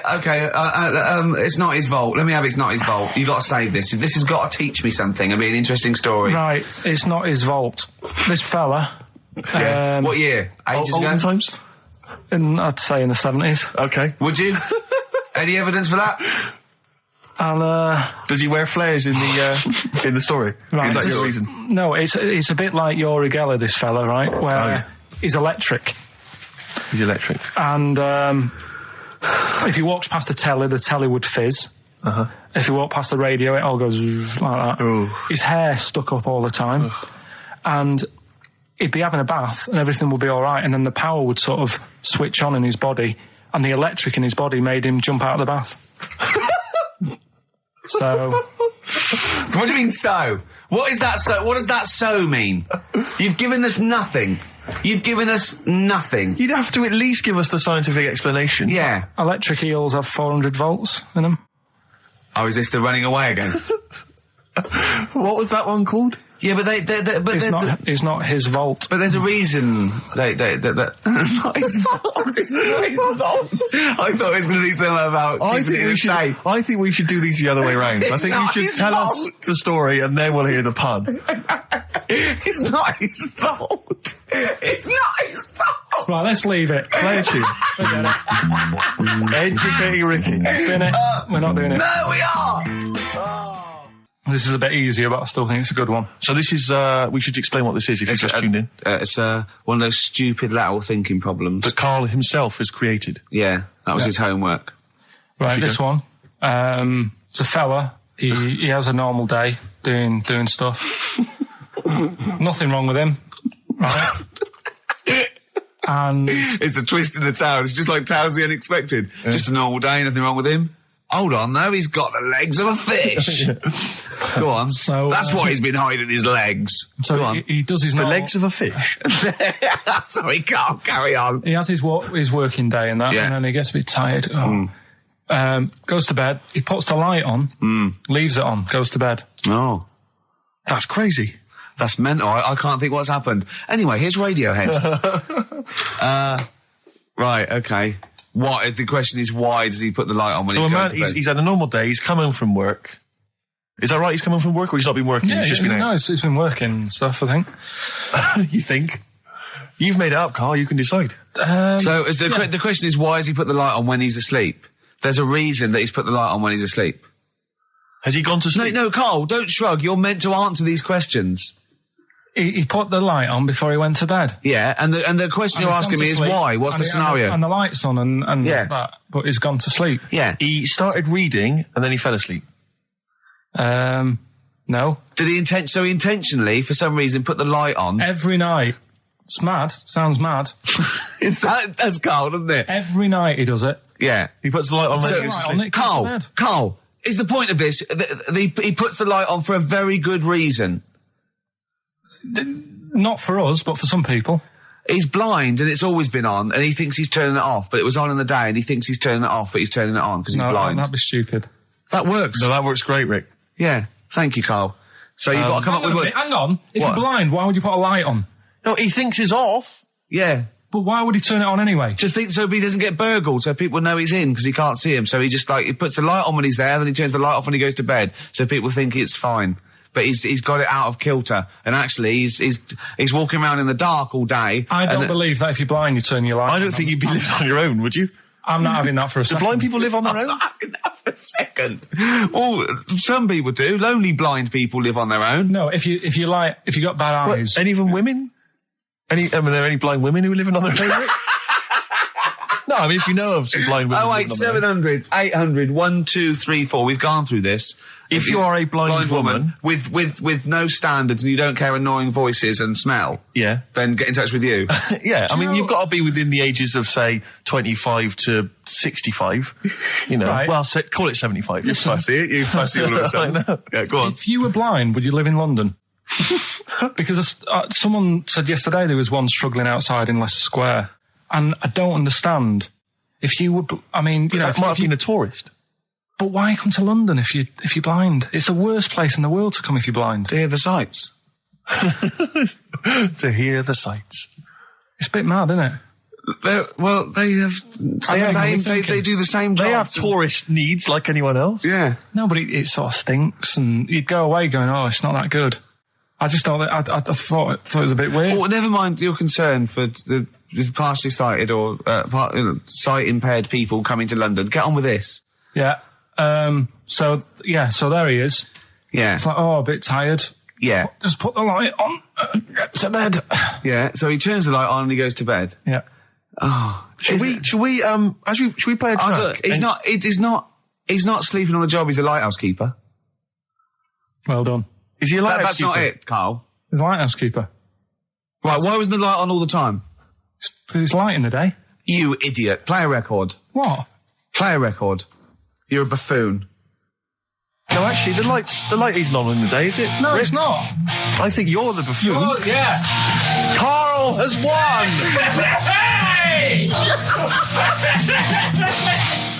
He had some Germans laughing at him on the tube because he recognised him. You don't think of that? Well, because obviously Ricky doesn't travel on the tube anymore. He's too rich for that. I never did. I always thought it was beneath me. Sure, but I used to walk everywhere, didn't you? But I'm still forced to take the tube, and sat on the tube, and it pulled up, and outside the window, just happened to be on the station, was one of the posters with us. So I was kind of there, not realising it was behind me, and these big kind of fat German or maybe Bavarian guys. Well, they're in lederhosen eating sausages. Yes, they were. They're Bavarian. Yeah, they were. And I noticed one of them kind of looked at me, and then looked at the poster, then looked at me, just happened to say it, and wittered something to his friend in German. You know, I don't want to try and do an impression. That's freaking goggle-eye. Oh, wow. I think that... No. But I know what you're thinking it means. It doesn't mean that. Right, okay. It means... What's a rough translation? Elegant boy. Right, okay, yeah. And so anyway, he pointed goggle-eye. He pointed out the poster, and his That's mate... lanky piss and streak. And his mate burst into laughter. And then we pulled they've got a great sense of humour, the Germans. Well, that's the thing. But we rumbled onto the next station, and the poster was in exactly the same place. And this time they tapped the shoulder of someone else on the train and pointed me out, and that person also laughed. An Italian? There was a French. Was there a bloke with a beret and a little moustache on the other side? Yeah. Was the United? Did you get on the United Nations Express? Imagine that. Yeah, it was fake. See the freak. Look at this freaky goggle eye. Right, whereas I love the fact that before you were at least pretending to be speaking German. Now this is an Italian with an accent. It's just a guy speaking perfectly good English. So you've not even disguised the insult there. Oh dear. That'd be lovely. Try and insult me in other cod languages. You could bring Europe together if they just instead of Esperanto, that there was just one common language. The language of freaky goggle eye. I'll tell you what would bring the Europe together is you maybe representing England on the Eurovision Song Contest. That would be great. With a self-penned tune. Should I do that? That would be magnificent. It's got to be worth thinking about. Just about everyone being the same. Yeah, like just about people being equal. Everyone, and also mentioning the euro. Yeah. Just doing that. I like all different cheeses. Oh, je t'aime la musique pop. Yeah. La baby belle. Et le cheddar. I'm not a fluent French. Le grand fromage. Yeah. Oh, it'd be lovely, wouldn't it? And they'll all be there, all in their different. Well, every uniforms. line could be maybe in a different language. Yeah, and what would I wear? I'd wear sort of like a kilt. You'd wear a kilt, but you'd also have on your head one of those kind of big, what are they called? Those big furry hats that beefeaters or whatever wear. One of them. Is it kind of a busby or something? A busby. Yeah. Wear one of those, or maybe a kind of policeman's helmet. That'd be Bobby's good. helmet with the kilt. Yeah, you'd have the clogs. I'd wear the policeman's helmet under the kilt, so they just thought I was really enjoying the show. Yeah. Good idea. Hey? Excellent. I think we talked for about 3 minutes without having to mention some kind of genitalia. We should celebrate by playing one of my tunes of the year. Really? What one is it? U2 Electoral Storm. I know you're a big fan. I know you're a good big choice. Well done. Cheers. Darkness growing on me. Love that. Love the darkness. This is the Best Of Show on XFM 104.9. I'm Ricky Gervais, with me Stephen Merchant. Yes. I hope you're enjoying the Best Of. I remember, I think all kids go through a phase of shoplifting. Well. And when I was going through it, I used to just little things, just like magic markers and magazines, Mars bars, that sort of thing. Yeah. And one day, right, my mate, Anthony, his mum called up my mum and said, I've got to meet up with you. I've got to have a word with you. And she said, what about? She said, I don't want to talk about it over the phone. So she goes, oh, right, well, yeah, come round tonight then. So anyway, my mum sees me, she don't want to be in an awkward position and, like, be a bit embarrassed and what have you. So she sees me and she goes, right, Anthony's mum's coming round. What have you been doing? Yeah. So I go, oh, God. I said, I've been nicking stuff. So she goes, like, what? I said, oh, not big stuff. I've had a few calculators and Mars bars and stuff. How many? I'll just work it out. Hold on. Works out at 7.2 per day. So, how many calculators do you need? So it was when that phase. You failed maths. Everyone wanted a calculator. It was like a trendy thing, wasn't it? Right. Oh yeah. In Manchester a couple of years ago. Yeah. So anyway, so I told her all this and I confessed to, like, Computers will make it there one day. I confessed to There's magic in the back of battery. Go on. confessed to nicking all this stuff. She comes round. She only wanted to borrow some money. Brilliant. She said, oh, I don't like asking. I was a bit embarrassed to ask you over the phone, but can I borrow 20 quid? Oh, that's fantastic. And there's me. That's great. And it's similar sort of thing to yours. And did you? And he went, hold on, I'm going to work out the interest on that. I bank 10%. She'll owe you £4.40. Yeah. Oh, dear. So your mum was a loan shark. yeah. And did she mention She that went, you've been nicking stuff with that other? Because what I'm saying is, presumably you got your mate in trouble. No. Right, you didn't. That's great. Anyway, should we have some more music? Because we've been waiting for hours. What are you going to play, Carl? We've got the Cooper Temple Clause. Oh, brilliant. And then the other thing is, the one that I was reading, the world record with the fellow who's pulling a train with his teeth. Does that make any difference that he's done it with his teeth? What do you mean? Well, what difference does it make? Well, isn't it? It's quite hard to pull a train with your teeth, I imagine. Well, it's pretty hard to pull a train. All I'm saying is it because he couldn't beat the fella who's pulling it with his hands? Well, this is my point. I think there was one bloke with the record for the running backwards 100 metres was sort of like 11 and a half seconds. And I was thinking, turn around, you'd probably have a really good go at that. Do you know what I mean? Yeah. It's sort of like doing a marathon with a milk bottle on your head. Take the milk bottle off and see how fast you can go, you twat. But you can just tweak it, like the fella who has done the pegs on the face, right? Yeah. His name's Gary Stretch Turner, right? Right. So you're sort of cheating already if he's got a stretchy head, right? But You are, right, you are one of the most stupid humans I've ever met. well, get me in the book. Yeah. Right? Well, listen. So Gary Stretch Turner, right? His record is 153 pegs. Yeah. He did it again, and he only got 150 on. So he hasn't broke his own record. Right. But what I'm saying is, if he tweaked it a bit more, would that make a new record? What? Well, if he said, I've got 150 pegs on, but at the same time as eating a burger. I see what you mean, yeah. He'd be the world record breaker for pegs and eating burgers at the same time. Yeah, just change it a bit. If you know you're not going to make it, just do something else. I'm assuming the rules are set at the beginning, Carl. That's Yeah. it. That's where they say, right, you're just going to do the pegs thing. You're not going to introduce burgers halfway through, are you? Definitely not. And then they have a go. I was on one leg, not interested. How many pegs? 150. Can I just ask very briefly, I was quite interested by the family had to move because they lived on Butthole Road. Yeah, I quite like that Now, one. I don't know if I've told you before, Rick, where I used to live. I'm not going to tell you the name of the street that I used to live on, not on air, because my parents still live there and I don't want Right. to, But I'm going to write it for you now. This is the genuine name of the street I used to live on. Just imagine when you're at school. Yeah. And like in class, for instance, in French, you've got to say you've got to answer where you live. Yeah. J'habite, wherever. Yeah. That's the name. This is actually the name of the street we lived on. No, it's I not. swear to God. That is... Absolute right. I could phone my father now and he could confirm that for you. I swear because he doesn't want to God. And I'll tell you that. But listen, do you know what worries me? It's the apostrophe S. I know. Because that's blatant. Yes. Amazing, isn't it? That is incredible. But imagine how embarrassing So that if was. I look that up in the Bristol... You will find that in the Bristol A to Z. I swear to God. That is really... Why have you never told me that before? I can't believe I haven't. That's I'm incredible. still embarrassed now. Do you know, whenever I have to phone up, if I have to give that address, I always spell it instantly. Really? Like, somehow that will hide it, that'll disguise the name. But I can't get over that. Anyway, if you perhaps live in Tits Avenue, Yeah. or... Wanklin Drive. Wanklin Drive, just get in touch. Let us know, we're not really interested. Look at Gervais with me, Steve and Karl. Karl, why have you got a headache? You got a headache? Just a bit stressful because the moves on this week.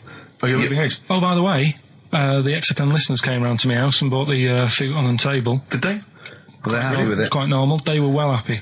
Yeah. Couldn't believe the luck with it. What do you mean quite normal? What do you mean quite normal? Well, it's always a bit scared, isn't it, getting people round. I imagine they were scared. Well, And were they excited to see you? Could you tell that they were pretty pleased to see you? no, I don't think so. I mean... You're Karl Pilkington. Yeah, but the fellas sort of... I mean, they brought the whole family round, which was a bit odd. Well, it's not often they get the chance to visit a living creek. Anyway, no, they were nice. And you're moving now, yeah? He said he phoned me up today. You know, it was absolutely tipping it down. Right? He had to cycle in, right? Because he said, because of the move, he doesn't want to leave his bike round there. Right? And he said, and Suzanne, I can't say this in case he's listening, can I? He won't know. He said Suzanne's hired the oldest removal man in London. You should hear him. And the thing is, right, we booked him because everyone else happened to be booked out, but this fella's free, right? So he called up this morning. I've never spoke to him, but he was on the phone. He sounded about 90. Yeah. Carl thinks that he's going to have to do all the work. And the thing is, right, Cheap. it seems to be He cheap. wanted some Werther originals. Yeah. Right, listen, it seemed to be cheap because it's £50 an hour. But how long is it going to take him? Yeah. Oh, that's So, genius. When's the move on then? When's the... Oh, well, he's coming round. He came round today to bring some empty boxes, and he was struggling with them.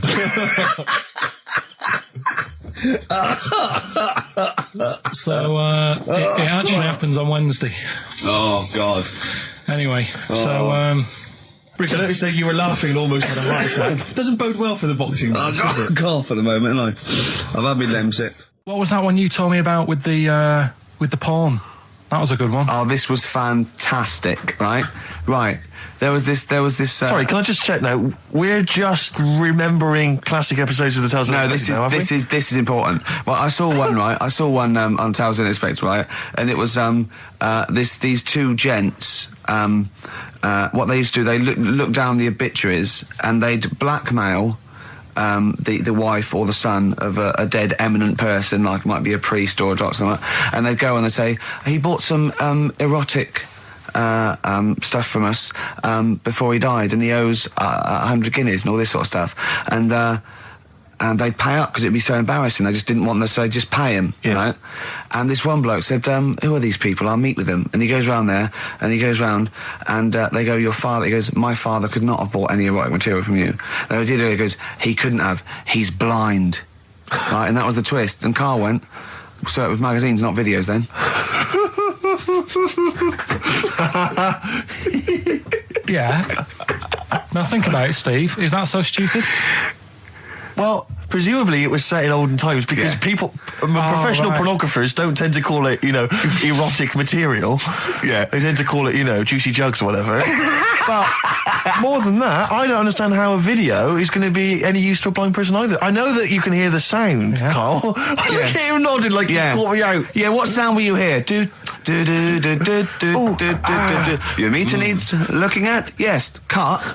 What's then? What's that? Then it's just noises, isn't Occasional it? groans. Yeah. Right. You could listen through the wall at your neighbours.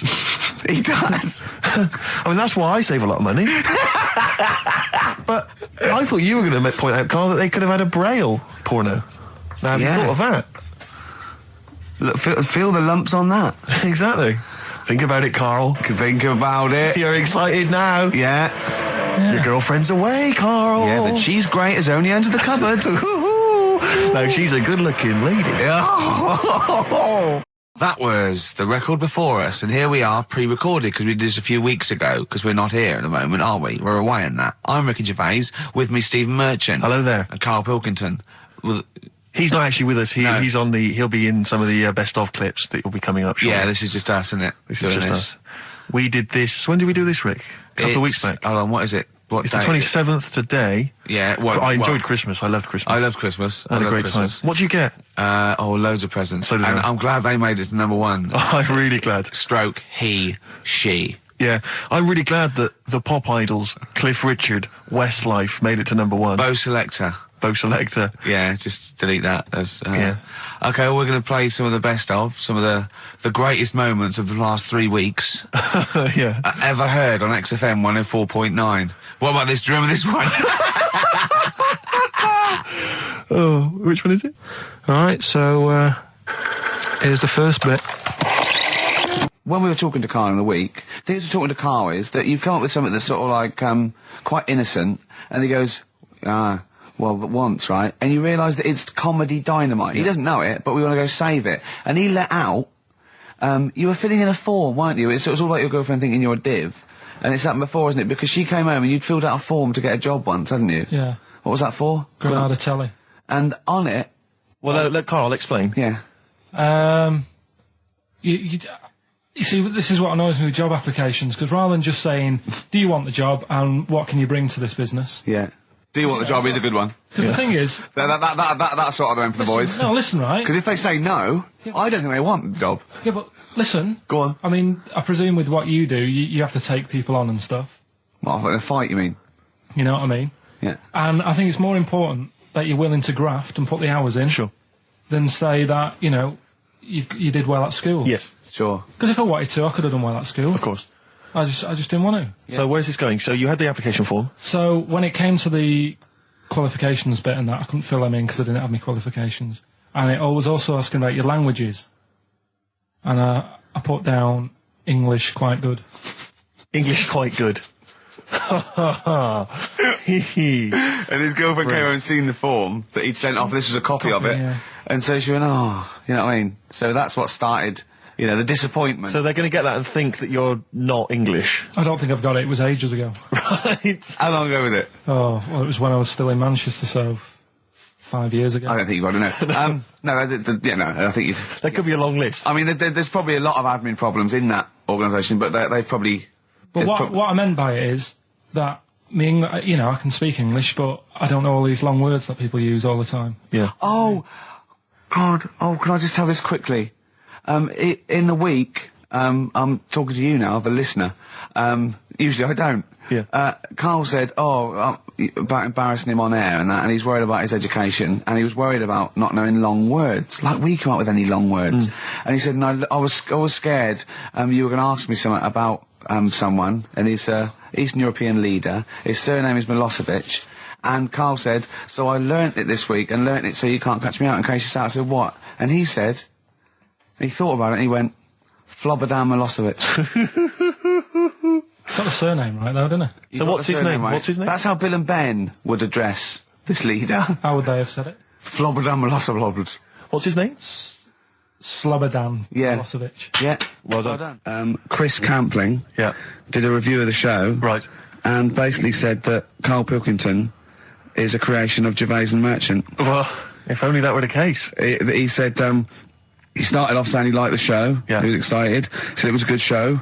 A lot of the jokes... I'm already questioning his critical faculties. Yeah, exactly. And basically said that we didn't contribute much, or seemingly didn't seem to contribute much, and we couldn't sort of like ad lib or anything. We just laughed at, particularly me, laughed at Karl Pilkington, who was coming up with some, you know, quite funny stuff. Yeah. Right? But then he does a twist on it. He goes, but the thing is, we're the puppet masters. He's a created person. We've created the persona Karl Pilkington for our own amusement. Right. He bases this on simply that we talked about... What was it we talked about? The Chinese not aging well, and Right. he heard him talk about that on my DVD. But clearly I say, Karl, remember when you were talking about that? It's a news or member in the week, and so he thinks it's all scripted now. Imagine if this show was scripted. I'd be ashamed. Yeah. If this show was scripted, I would send back the BAFTAs for the actual shows we've written, and I would say... I'm having a go at Chris Campling. He's nice about our other work. He likes The Office, and he likes my stand-up and everything, and he likes the show, but he's saying... Because we're not spontaneous, we scripted this and invented Karl. So he's like, you know, we've invented another Gareth. If we had created Karl, I would not have squandered a character that good on this poxy radio station. Absolutely. Also, does he know that we spend about 3 months on half an hour script? So how long does 2 hours of drivel? But the main thing is, as if this could be scripted, it's dreadful. It's just shocking. Or maybe this is scripted. Hang on, you've lost me there. Let me just check the script. Maybe Chris Campling does not exist. Maybe I've made him up. I don't know what to believe. See, the name doesn't wash with me. What was his name? Chris Campling. Sounds odd. That's something that I made up, isn't it? Campling's almost like a joke. It's almost like a gay name, isn't it? Oh, he's a Campling. So I think this is scripted. Yeah. I think I've probably made this whole link up, and Karl is a creation. Campling, that's not a real name. No. I made it up. I should have come up with something better. Yeah. Sorry. Down to the River by Bruce Springsteen on XFM 104.9. So, that little fella in the Times thought Karl was just a puppet. We created him. He's an actor. What's his actor's name? Brent Hogwell. We got him from Spotlight. Brent Hogwell. This stupid, dopey Mancunian accent, he just puts that on every week. Yeah, exactly, yeah. Yeah, he speaks rather like Hugh Grant. Yeah. And we just got this whole world around him. We set a whole... What do you think about that? He had his head shaved, especially. Exactly, yeah. So, yeah, would he think that, maybe if he's looked online and seen me head, and he's noticed how round it is and that, does he think it's sort of been... morphed into that shape just for the show, just for 2 hours on a Saturday? Yeah. You spend 5 hours in prosthetic makeup like John Hurt in The Elephant Man. Everything about him was made up. Yeah. We created him, because I remember coming up with Auntie Nora. Oh, yeah. You said, Rick, we need another character. I said, what about giving him an Auntie Nora? Doesn't sound convincing, I said. Yeah, and you said, what is it about? I said, well, I don't know, she farted for 5 minutes and she's got a fanny like a split tennis ball. No one's going to believe that. Yeah. Oh, that brings us neatly... Well, let's put that to bed now. So, Chris Campling, but honestly, we do not script this shambles of a show, and Karl Pilkington really is like this. If you want, you can meet him. I'd love to send Karl for a drink with Chris Campling. Can we do that? And then he'll eat his words. Chris, if you're listening, honestly, this isn't a stitch-up. As I say, I'm not having to go at you. It's a very well-written article. It's very, very fair. You're just complimenting on his grammar. Yeah. It's a very well-written article. No, I'm saying we're not having to go. You've typed that beautifully. It's not like he snagged us off. I would just love him to meet Karl Pilkington. People in the street come to me and say, is Karl like that? And I so want them to meet him. Yeah. Or maybe he can send in, if he's online, he can send in 5 subjects for Karl to talk about that we couldn't possibly know about, just so he knows that we just really do throw things at Karl and that drivel comes out. Imagine if it was scripted. What?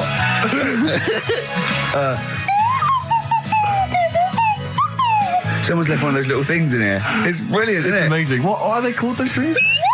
I imagine just there. I was thinking of being in the front row at a Morrissey concert and going, can I just play along?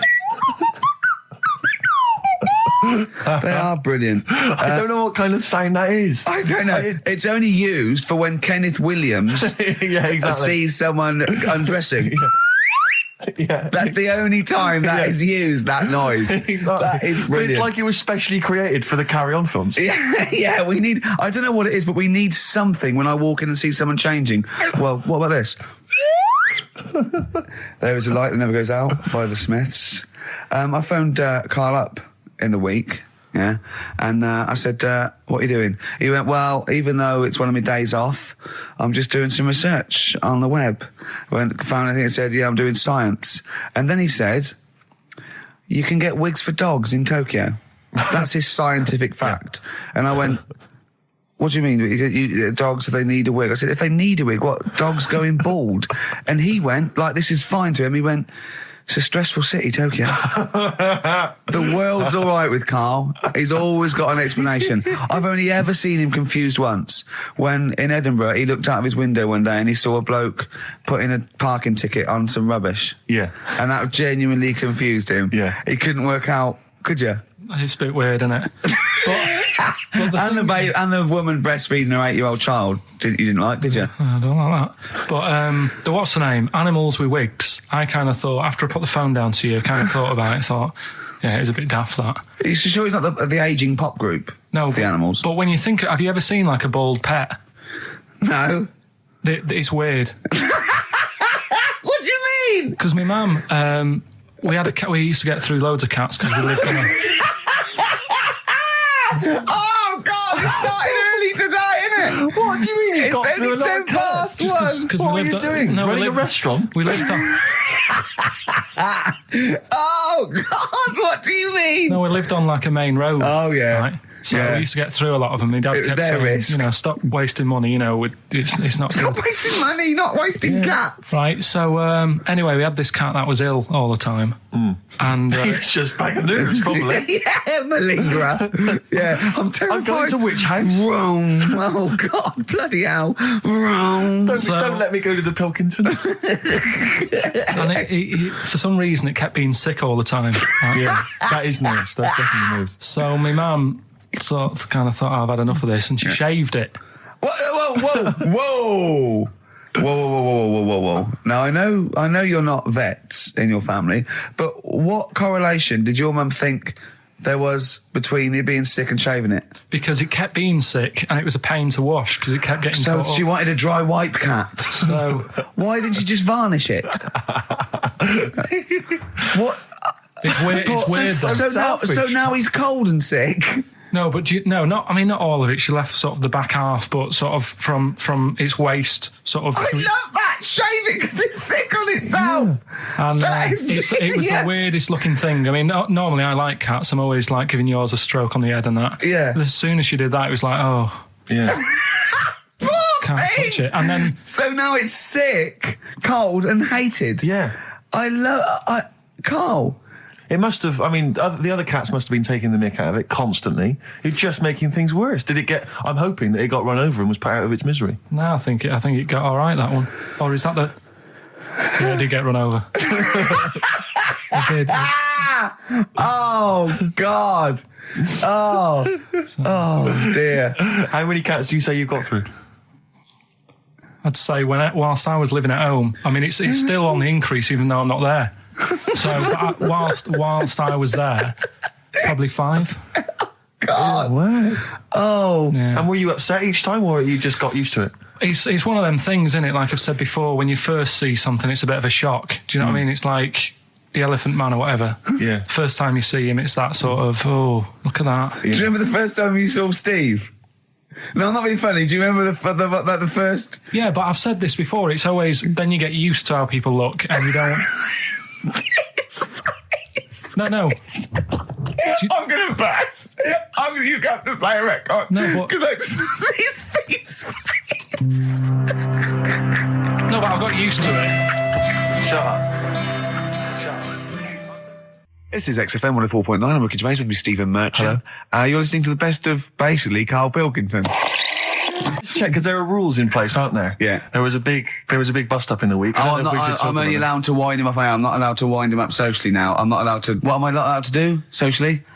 I think squeezing the head socially has been crossed off. Right, okay. And I agreed to that because it got to a head where, Karl was really upset and he was thinking of just giving it all in, weren't you? Yeah. Yeah. Why was that?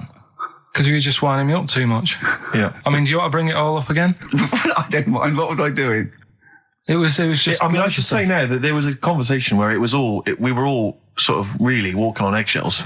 It was frosty. It was a conference call, and Karl was on one end. And I'll tell you, I was very much a mediator. I was very much a UN mediator. What do you think of that, Karl? It was difficult to sort of keep it serious when I'm saying stuff like, I'm sick of you putting a Burger King bag on my head. Do you know what I mean? Yeah. There's a part of me that's like, I can't believe we're doing this.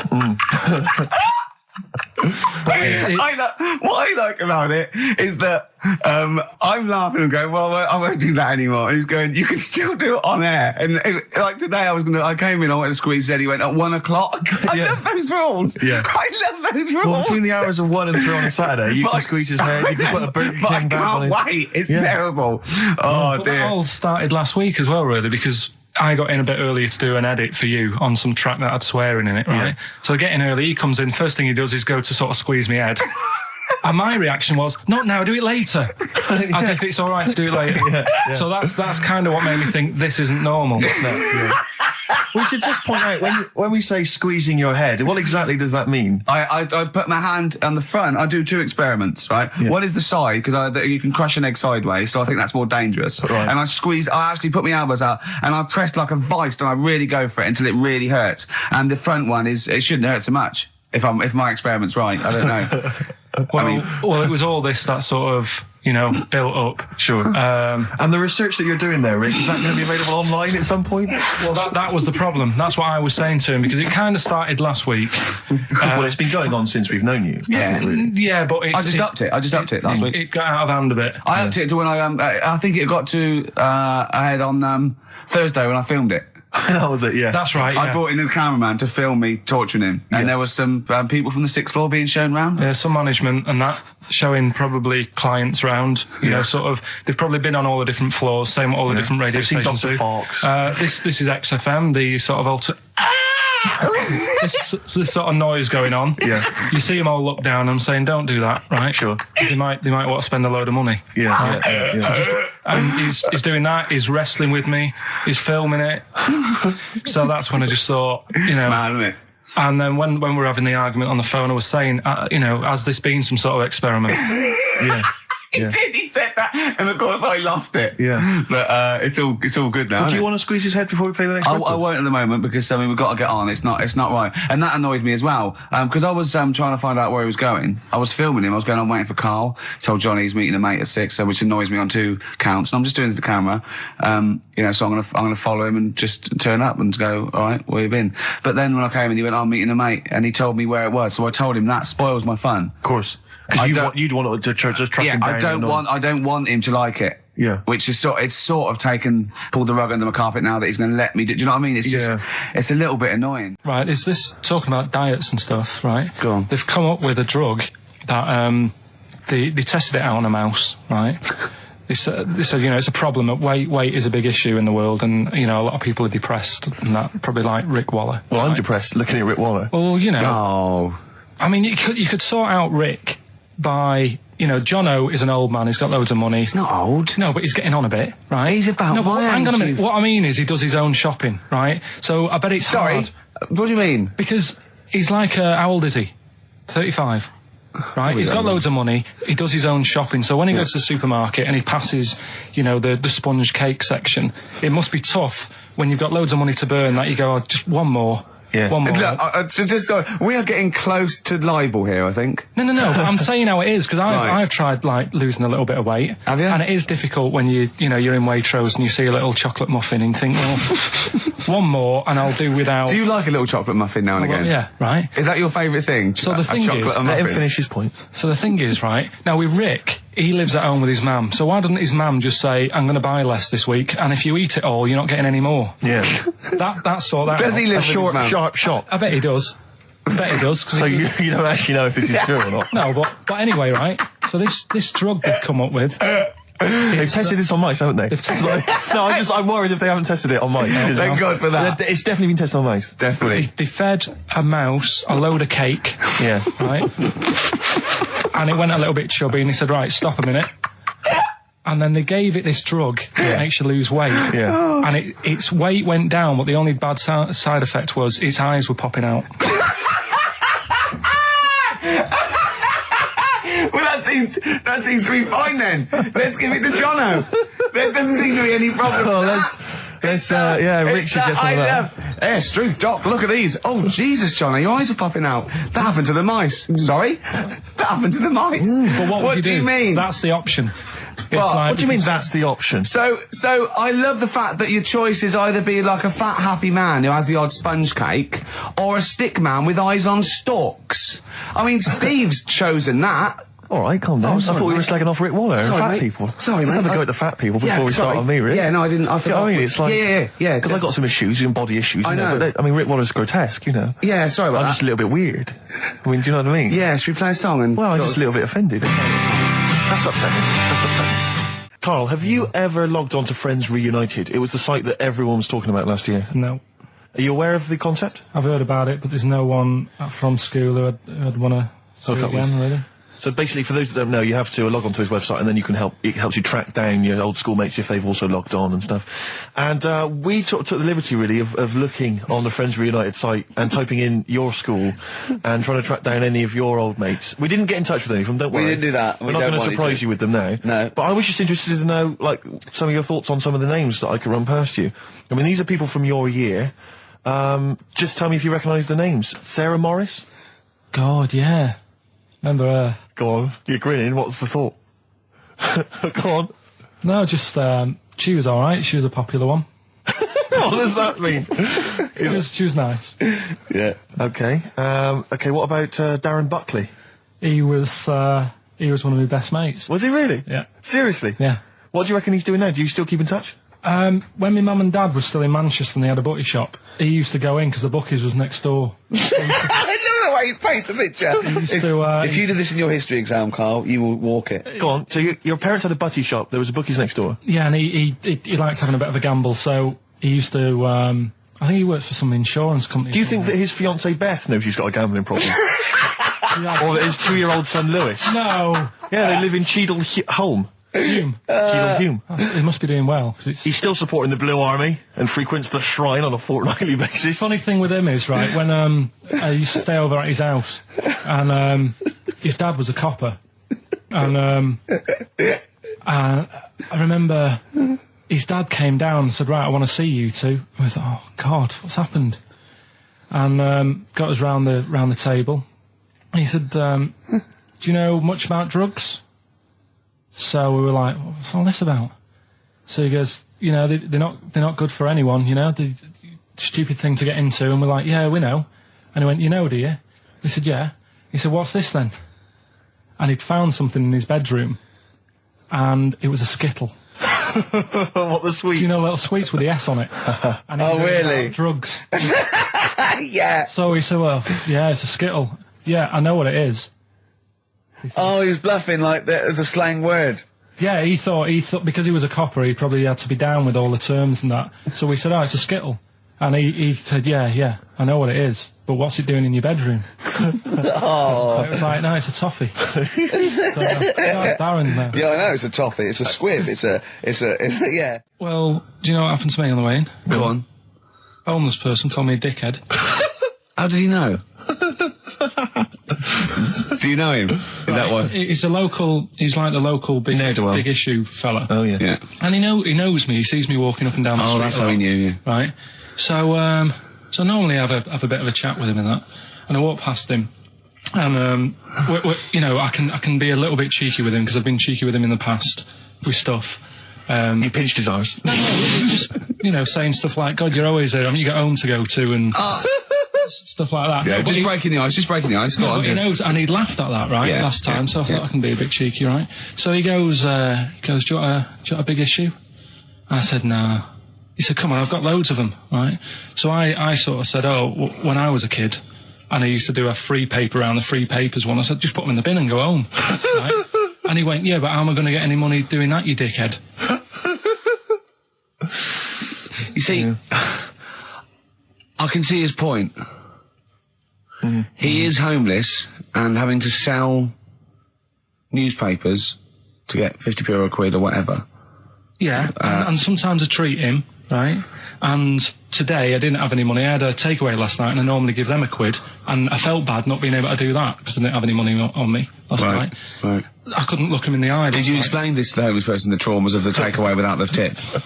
Did you explain that, you know, you've had it hard as well? I go, look, you don't know. I what had food delivered to my warm flat. Yeah, it was a nightmare. You don't know what that's like. You don't know what the trauma is because you can't have food delivered to your flat because you haven't got one. So please don't look at me like that. You should have said. But most people ignore him. At least I gave him a bit of acknowledgement and sort of... took the mick.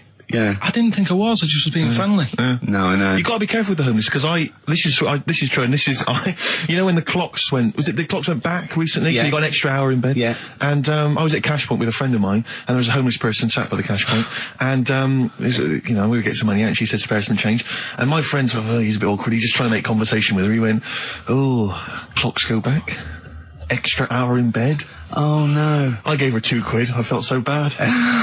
He didn't do it intentionally. He didn't realise what he'd said. Just making conversation. Bumbling. It's tricky making conversation with the homeless because there's so many areas you've got to avoid. You know, what was on the telly.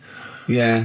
You know. Although I get recognised by homeless people and think, are they? I don't know where. But you got to remember that's very much your demographic, Rick. Yeah. You know, Dixon's people window. who watch TV through the window of Dixon's. In Dixon's. Yeah, there was the lasers on. Yeah. Pop the telly Well, on. they can smell the alcohol on you. They think you're one of them. You're listening to the best of, basically, Carl Pilkington. Like Carl, she's a girl and I'm a man. Good that, innit? on XFM, 104.9, Ricky Gervais, Steve Merchant, Karl Pilkington. As ever, Rick, there's always someone who steps in to defend Karl. Okay, what is the defence? What is the defence? Here's an email from Scott Coomer. He says, Karl is actually right. I've got an A-level in statistics and probability. It doesn't matter how long they have and how many monkeys you have. You cannot guarantee they would type the complete works of Shakespeare. Infinity makes it probable they would get it right, but not definite. Yeah. Well, yeah. Yeah. That's what I was saying. No, you weren't saying, Karl. You don't understand it. Infinity sort of sorts it out. That if they do anything, they'll nearly do everything, won't they? No, I mean, they'll give it a good shot. No, that's not the point. But the I'd point be is surprised if they did one page right. Right, listen, it's not to do with consciousness. It's not to do with them aiming. They are just bashing away at the keyboard. It's like they're used to show that there isn't consciousness. They chose the chimpanzee because it can type, presumably, hit the keyboard. It's because they hadn't come across you at the time. Yeah. It's to take out thought out of it. It's to take out reason and trying, right? It's just random. They're saying that if you typed enough things, if the computer was left typing everything, if you left it for an infinite amount of time, and they chose Shakespeare because there is meaning behind it, and it's difficult to get it exactly right, to show you that Infinity would come up with it's not just Shakespeare, it's every novel. It's everything. Fairly eloquent there from Gervais. A quick riposte, please, from Karl Pilkington. No, I'm just saying, what I don't understand, if it hasn't read it, then how does it know where it's going? Listen, right, listen, right, Can I just explain to people, right? Some people have said, why are you cruel to Karl? He drives me mental with things like that. What do you mean, well? Can I just, let me just take a breather for a How do I do your editing? He keeps coming in the week. You know that I work here properly, in the week, don't I? Yeah, I've got a proper job, Yeah. Should be 9 to 5, but I normally get in at about 8 o'clock and work. A lot of about people getting 8 o'clock. Working hard, trying to do my job. 3 times this week, I've been rushing around. I walked past my little studio. He's sat in there, all right? Now, because I've got this sort of job, I can get away with it. I said to him, if I was a doctor, would he keep coming to me practice? If you were a doctor, there'd be severe problems with the NHS. Well, imagine that. The standards would have lowered so much if you can arrive at the hospital you're a doctor. Pop in, I'll go to lunch, don't we? We have a little lunch break, don't we? I go, come on, let's go now. He goes, I'm busy. I go, come on, let's go now. He's going, no, you're doing me head in. Well, when I was talking about the monkey conundrum with Karl, he said to me, right, if I had a day off work, and I was, say, watching the TV, and with one hand I was typing a typewriter, would I type Shakespeare? I mean... Yeah, but you see, there's certain things. We were talking a little bit about this stuff the other week, weren't we, when we said, you were going on about Einstein, and I said he's not that good. E equals MC squared. It sounds good, but I've never used it and that. Right? I've never used it! You haven't used 2 and 2 equals 4, Karl! The fella with an apple fell on his head. It could have been anyone sat under that tree. Do you know what I mean? It's just annoying. Lucky. And Newton gets all the credit for his laws of the universe. Well, other people were working whilst he was having a lunch break under the tree. So in a way, it's like he didn't deserve to have that success story. Again, forget the apple and the tree and whether he was sitting down having a lunch break. It's totally irrelevant. Yeah, but what I'm saying is there's certain things that will just happen. It's like, I think we were talking, when we were out eating the other week, we were talking about Noel Gallagher. Well, this is the reason the monkey discussion came up, right? Noel Gallagher... I don't know what to say. I don't know what to say. Rick, I don't want to misquote Noel. I'm going to be like Herbert Lom in Clouseau. I'm going to get a twitch whenever he opens his mouth. I don't know where to start with some of his statements. Well, as I say, this discussion began because we were talking about a quote that Noel Gallagher supposedly gave. Now, I don't want to misquote Gallagher, but the gist of it was that he said, had I... written Wonderwall or whatever, instead of the Beatles writing Strawberry Fields or whatever, I'd be the one that was considered the great songwriter and it wouldn't be the Beatles. It's just the fact that they came first that meant that they get all the credit as being the greatest band. I don't know where to start with that statement either. I mean, that's Gallagher's thing and he's, well, whatever. We know what we think of that. What was your point, Karl? You agreed with him, didn't you? Yeah, I reckon, right? Do you know we've talked about putting a baby in a room before and it'll know what colour it is and stuff? If you got a room that's painted red... Right, but forget that, because that's going to confuse him. Hear him out. Listen to me. Say if they did some new TV show, right? Like, what's that film with Jim Carrey in where The Truman Show. The Truman Show, right? So they make up a little room, and some woman has some kids, and you say, right, let's put the kids in this room, and they don't know what's going on outside. They don't know anything about like EastEnders and that. It's like their little world, right? They don't know anything that's gone on. How could a child survive without EastEnders? Right, listen. So he's sat in the room, right, and then when they're all asleep, right, Wait for this bit. someone Have you heard this? Yeah, bit? wait for this bit. They're all in a room. Yeah. They're asleep.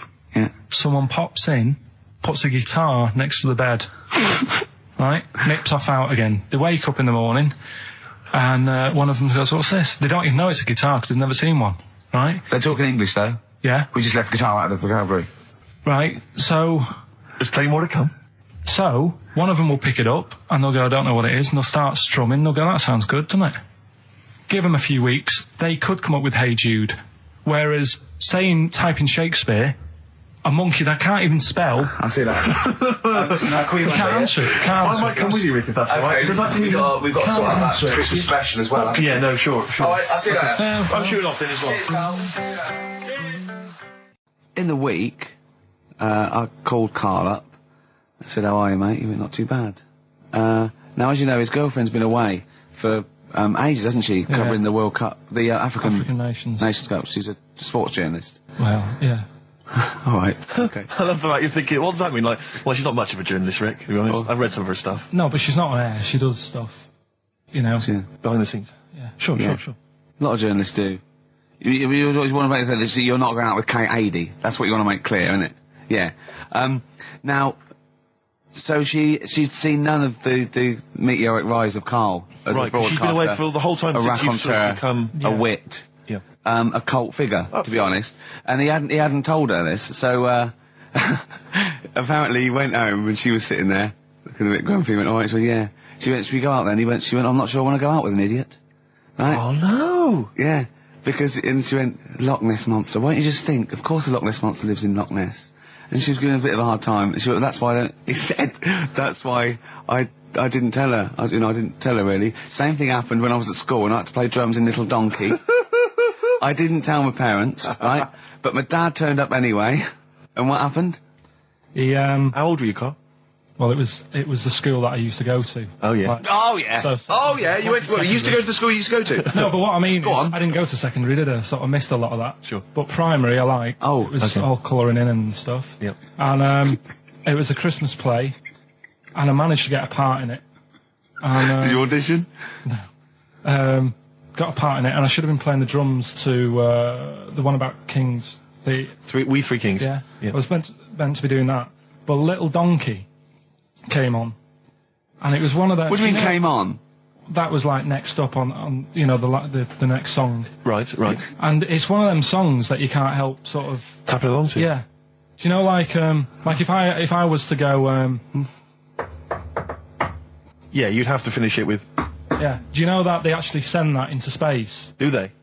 And What, hoping that aliens will respond with that? yeah, they do that because apparently it is one of them things that you can't help.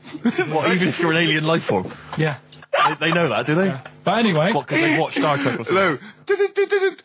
Knock knock. Yeah. no, seriously. Is it true, like, if you send out knock knock into space, they have to say that? Oggy, oggy, oggy. Oh, that is You look into great. it. Seriously. Oh, hold on, what's something out there? Was it a little green fellow? That is great. Yeah. So anyway, That is Little Donkey is like one of them tunes that you can't. And I was there, and I had the drumstick, and I thought, oh god, The drumstick. I could feel myself. And anyway, Just wanting to do it, yeah. I started going along and playing Little Donkey, which I wasn't meant to do, but it went down such a storm. What, were there people like parents and that dozing off, and then suddenly they heard your version of Little Donkey, and they thought, wait a minute, now it's really picking up. What do you mean? I'm glad we paid £1.50 for this. What do you mean it went down such a storm? I'm going, hold on, was it like when People have Ringo... lighters in the air. You know, like when Ringo joined the Beatles, now Yeah. going, boo, Pete Best, but he went... Yeah, And I went, whoa! Oh, No, God. but the teacher just said, oh, it went down really well, you can do that again tonight, Right. when you're in it again. But anyway, so my dad was there, and... And you hadn't told him about this performance, so no, I he never just did. turned up I off never his own did. back. I never took the letters home and stuff to No. show my mum and dad, because it just put me off. So, anyway, he turned up, don't know why, he must have heard from someone else's dad. Yeah. He turned up, and he swore about me, which... Did he? I don't... Could you use a word it's allowed that's... to be said? The word? Of course it is. Right. If you got a kid in the car or anything, you can turn it down now. Yeah. Right? But he said, there was a guy stood next to him with a camera, big video camera filming it. And he said, yeah, film it, but try and avoid getting the twat in the hat in the shot. Because I had one of those porters, you know, the little round pork pie hats on. Right. This is so sad. What, was this a nativity play? It was about Jesus and stuff. Yeah, well, there was a porter there helping him with his bags. Of course there was, I forgot. I mean, Mary and Joseph, they got there. Yeah, because Sure. it was the hope, you know, because the inn was full. Yes. But I think the porter doubled up with the inn and the stable. Right, that was nice. So of he, him. yeah, He carry bags over, yeah. Yeah, no, so yeah. You're right, though. I don't know why I was wearing one of them. But I was. And, And your father said that, and how did you know your father said that? Did you told hear me it? about it later. Oh, he told you about it later? Yeah, I was talking about stuff I'd done at school, and he said, "Oh God, remember that?" And I spoke to him the other day about it, Right. and yeah, Oh, God. it's a shame. So that was the end of your sort of drumming career, really? Because it could have been, I mean, you know, the audience loved it the night before. Yeah. You could have, like, been, who knows, a whole new world for you. Yeah. Have you done any stuff? I've never drummed. I wish I had, man. But, that is, That's a movie story, but... is that, and that's why you don't tell, your mum and dad don't know you on the radio, do they they? think when they were down the other weekend, they had to come in. I just said, "Oh, just go in and press the buttons." Because they could listen on Sky Digital, couldn't they? They could do. But you wouldn't want that, would you? I don't want that. No. Play Karl- a record, and I want to talk to you again a little bit about this later. Yeah. This is the Best Of Show on XFM 104.9. I'm Ricky Gervais, with me Stephen Merchant. Yes. I hope you're enjoying the Best Of. Bit of David Bowie. When's that ever at anyone, Steve? Never. Lady Stardust off Ziggy Stardust and the Spiders from Mars on XFM 104.9. I'm Ricky Gervais, Steve Merchant. Carl Pilkington is in the middle of educating me. Educate me. Did I tell you the time when the doctor said I was going to die? All right, keep talking. Right, ages ago. Must have been about 15, right? And at lunchtime there was this. We used to have a choice of stuff to do at lunchtime, right? We used to have like a burger place that had an arcade machine in it, right? So we used to go there and play on that and have a burger. Or there was this baker's, right, that my mum worked at, and did great cakes and stuff, right? So she used to like bring some home and that, but she couldn't always bring them home every night because, you know, they'd cost money, and she used to get them for free. And they used to say they'd rather chuck them away than give them to the staff because there's a chance that the cream might be off. Right. Right, so they used to chuck them round the back. So I used to go round the back with my mate and eat a load. Brilliant. Eating out of bins. No, it wasn't out of bins. They were still in trays, but they just stacked them up near the bins, right? So this got out. I mean, it used to be chocker. Once the school found out, everybody used to go there, and it'd be like, well, have a cake. The headmaster crawling through, fighting the kids off. Right, so I'd have, like, you know, you just eat, I don't know, 6 jam donuts or something, and then you'd spend your dinner money on the arcade machine. Brilliant. Right? So it was a good afternoon, really, right? So you'd do that, and this one day I must have had 6 or 7 jam donuts, a few Congress tarts. What's the Congress tart? I love them. It's me. I can't get them in London, right? So I'd have some of them. And if anyone maybe- can get a Congress tart for Karl in London, please let him know. So anyway, this day, that was just a normal day. Do you know what I mean? You'd once, twice a week, you'd have a load of cake. In your life, yeah. Yeah, that's So normal anyway- day in your life. Were the frog boys there with the webbed hands and the big heads? So- and the horse in the settee? Yeah. But the day after one of these days, I had really bad cramp in my belly. Right? Okay. I was like in agony, could hardly walk. So I said to my mum, You could hardly stagger to the free cakes. So I was in absolute agony. I said, I don't like doctors, but you'll have to get a doctor in because I don't know what it is. I can't walk. She gets the doctor round. I won't say his name, but he said, well, doesn't look like he's got long left. Blimey. So I was a bit like, hang on a minute, I've only had a few cream donuts. Yeah, My mum was panicking. sure. He went. My dad came in from work. She said, oh, something's really bad with Karl. I think it's serious. You know, the doctor said he ain't got long left. So he said, what? He said that and just left? So she said, yeah. He said, I'll have to call him then. So he called him up, said, what's all this about? You know, Karl hasn't got long left. How long's he got?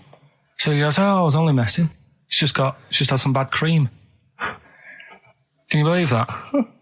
Well, the thing is, I like the fact your mum didn't ask any questions. I know. She didn't but go she into doesn't. detail. No, Can you explain more, Doctor? No, I got a shoe off. but she doesn't. She doesn't like talking. you know, I don't want to diss you or your family, but I imagine if I was there, I'd have known the doctor was joking. Yeah. That's all I'm saying. I mean, I sound very arrogant there, but I imagine he went, what's he been doing? Yeah, I had about 6 cream cones. Oh, right. Oh, wow. He hasn't got long to live then. I'll see you later. That's what I think the doctor did. Yeah. I just like the idea your mum just let him go. Yeah. Terrified, thinking, well, I'm not going to probe him. He's that's it then. Dad comes in. Hi, honey, I'm home. Anything happened? The doctor said Karl's going to die and then left. Did he? I'll call him. But anyway, that's why these sort of things fascinate me. Rockbusters. Yes. I don't want you to have monkey news right now, because we've just had a little story there. Sure. You don't want to, don't want to go too far. Yeah, go on. So we'll get Rockbusters out of the way. Have we got a winner? Come on then. See, it worries me that we've had very few entries. I think that even your mental fans aren't getting these, which is really worrying. They must be terrible clues this week. All right, well... Has anyone got them right, Steve? I think there's just one guy, who I suspect has won in the past. Well, There we are. so what? Right, the first one. If you go out of France by boat, you might as well buy your fags when you're on that, because you'll get them a lot cheaper. Brilliant. Right? Yeah. BF, Yeah. buy it ferry. Right? That's like, What? buy on ferry. What? Buy on What's Brian Ferry? What's that? Is that a band? What is it? I don't know what it is. Brian Ferry. Brian Ferry? What's that got to do with buying on a ferry, though? Just because it's quite close to it. Buy on, buy on ferry. What? Buy on ferry. Sorry, what? That's the What's your first first language? The second one. That's rubbish. That doesn't count. No, it's not. Brian Ferry. Brian Ferry, buy on ferry. There's this little foreign cafe. It's growing its own steak. That's Delamitri. The third one. What? Sorry, what? What is that? What is that? Delamitri. Delhi is a little foreign cafe. Yeah? And a meat tree and that. A meat tree? A meat tree? What were the initials for that? Just D for that. Just D for that? Yeah. So not DA? So you didn't even give him a chance to get the group? Oh, they got it. Well, no. No, they didn't. Right, it's the end. Go on, right. Go on. Delhi meat tree? Delhi meat tree. One word. D. Or any letter. They're growing their own meat. M's in it. Go on. Okay, so Bayern, I love Bayern Ferry. And Can I just point out, Oxford Music was brilliant. I love Oxford Music. Go on. Can I just point out, Rick, that we've had David Bowie? Delhi meat tree. Yeah. I don't see why necessarily Aidan, who emailed in, why he doesn't get to win, because he emailed in dire steaks. Seems to me just as valid, as far as I can tell, but Delhi meat tree it is. And the last one, if there was a Jamaican fella on the Titanic... I'm looking forward to this. With a little bit of fear. Jamaican fella, if he was on the Titanic, he probably would have screamed this. Yeah. That's Christ de Berg. Oh, I don't know what to do. Stunning. So who's the winner? I'm not going to give it to anyone. I just don't... What's the Jamaican bit got to do with it? Just the D. Just Christ de Berg. Say it again. No, I think they've worked it out now. Got to say it again? Christ de Berg. And who's that? What? Who's that? Who's what? Who's Christ de Berg? Chris de Berg. Who's the winner, Steve? Do you know what? I'm going to give it to Aidan, because he just treated you with nothing but contempt. Steve Martin emailed in again. He got the first two, and then the last one he just emailed, I neither know nor care about this answer. I'm tempted to give him each one. Do you know what you've done there, don't you? Go on. You've put the nail in the coffin of Rockbusters. I warned you for 3 weeks, and you sort of bucked your ideas up for a little while. But Christ de Berg... Those are the worst you've ever done. The worst... Delamitri. So, and... Didn't it just put D, and then Bayern Ferry. Bayern Ferry. Bayern Ferry. So, is that it then? Aren't we doing it Play anymore? record. Aren't we doing it anymore? I'm ashamed. You're an idiot. Are we doing it anymore? I'm just going to keep saying you're an idiot. Play it a Are record. we doing Carl, it have you learnt nothing from Dr. Fox? yeah. That's not a Sony out the window. Aren't we doing it anymore? What, you need to start working on it now because they're so good. You need to start working now for next Saturday. Aren't we doing it anymore? Just, I don't know. Aren't we doing it? Me and Karl went out, right? With me and Jane, Karl and Johnny and Gigi, wasn't it? Gigi, Is it important who went? No. Okay. But we're walking down the street. Karl was there, though, and he can back me up on this. We had a curry. We were walking back, and this little funny homeless fella, didn't he? He, I got to tell you before I go, didn't he? Yes. He came up to me, right? And he recognised it. And he came up to me and he went, he said, I've just nicked 5 of your DVDs from HMV. And he shook my hand. He was so happy with it. And I went, right, excellent. He went, all I do is I just swing the bag over the top. Like that when I'm going out, and he had a bag full of DVDs, didn't he? And he was so pleased to tell me that he'd stolen. That great. He said they're going like hotcakes. Yeah, he said they're going up. Of course they are. Yeah, you're nicking them. I know. We get paid for them, though, don't we? So not the stolen ones? Don't we? No. What do you mean? Did you sign them for him? I know you were, you idiot. What, so he just nicked 5... Yeah. Well, Yeah. And you say he was homeless, was he? Well, he don't know. Maybe. No. Surely, how would he have seen the show? He'd just walked past Curry's one morning. Dixon's. Yeah. That's any Seen a idea. trailer for it. I thought, interesting. I don't know if he was homeless. I didn't go into his home Sure. life. He shook his hand, though, and... But he made Karl look smart. Do you know what I mean? So, how does he sell them? Where does he sell them? Does he go to people and go, do you want an Office DVD? They're not nicked. yeah. £4. Yeah, exactly. Are these stolen? No. No. They've still got the tags on them. Well, here we are again, XFM on a Saturday. Just gone 1 o'clock, Steve, if I'm very much mistaken. But we're not here as such. We're away again, gallivanting around. We've got to do the special sort of best of again. Okay. Which we did a few weeks ago. So this is the best of the last 3 weeks. Which I think is it's the best 3 weeks we've ever had. But I'd like it condensed into 2 hours. Yeah. Yeah. Some great music as well in there. Yeah, there'll be some great music interspersed with fine chat that you've already heard. Yeah. Except this bit. This bit's new. We've actually, out of the kindness of our heart, we've come in last week. Yeah. Yeah. And we've done a few clips just because we felt a bit guilty about shooting off. Yeah. And leaving. Even now, having heard this link, I'm beginning to wonder if it was worth our time. Yeah. Well, should we play a classic link? Let's play what from the last 3 weeks. After this is Feeder. All right, so here's the first bit. Ash, and Sometimes, lovely song. Got to apologise to our producer there because he was worried about there was nothing wrong with it. It's just like saying you like watching birds in the garden. It's just that I think you're better than that. I know it's cheap, isn't it, to say like we like I like tits. tits. Yeah, I like cocks. So we're a bit more literary now. One of my favourite things is Fanny by Gaslight. Really? That's interesting. That's interesting. I'm a big fan of Moby Dick. The book, Moby Dick. Yeah, not the medical condition. There's nothing innuendo. No, it's the big horrible thing that used to swallow semen. Yeah. Now in the winter, Yeah. Steve, Go on. there's nothing I like more than to keep my hands warm in a muff. No, sure. You mean those kind of furry things that sort of classy looking ladies? Yeah, used to posh have? ladies often put their hands. You know when you have a nice a party and they're all nice leaving, party, yeah, and winter party. and you might take the wrong hat or something. There's nothing I like more than to see 2 posh women with their hands in each other's muffs, Oh, that's always a and they're fun going, "Oh, this must be yours." Yeah, that is always funny. Yeah, That's always funny.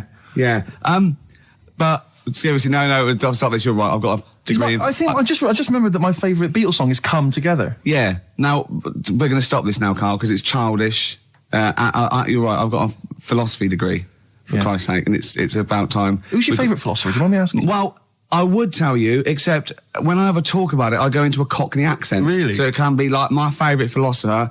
I like a bit of Kant. Right. Is that Immanuel Kant, Yeah. the philosopher? Yeah. That's strange. Yeah. That's strange. What's his name again? Kant. Oh, yeah. Yeah. That can be weird. Can be strange. Look at Karl's Look at face. his face. Look at his face. Join in, Carl. Undo your trousers. Just We'll let be it like hang out. Stan Let your Boardman cock hang when he out. told the Fokker joke. Yeah. of We course. won't do local radio again for 10 years. Finally, White Van Man, what do you make of the fact that Sainsbury's are bringing in square tins? Is that a concern true? for you? Is that true? Apparently so. Why? Dunno. It's like it's easy to stack. This is what the guy in the Sun has said. That should be interesting. That should be his comment on Sainsbury's are bringing in square tins. Is that should be interesting for meatballs.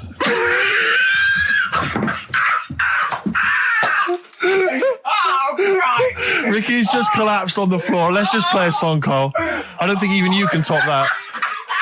Cooper Temple Claws. Who needs enemies? Good question, lads. Nobody. This is XFM 104.9. I'm Ricky Gervais. Oh, they should print a little book of those. They're great.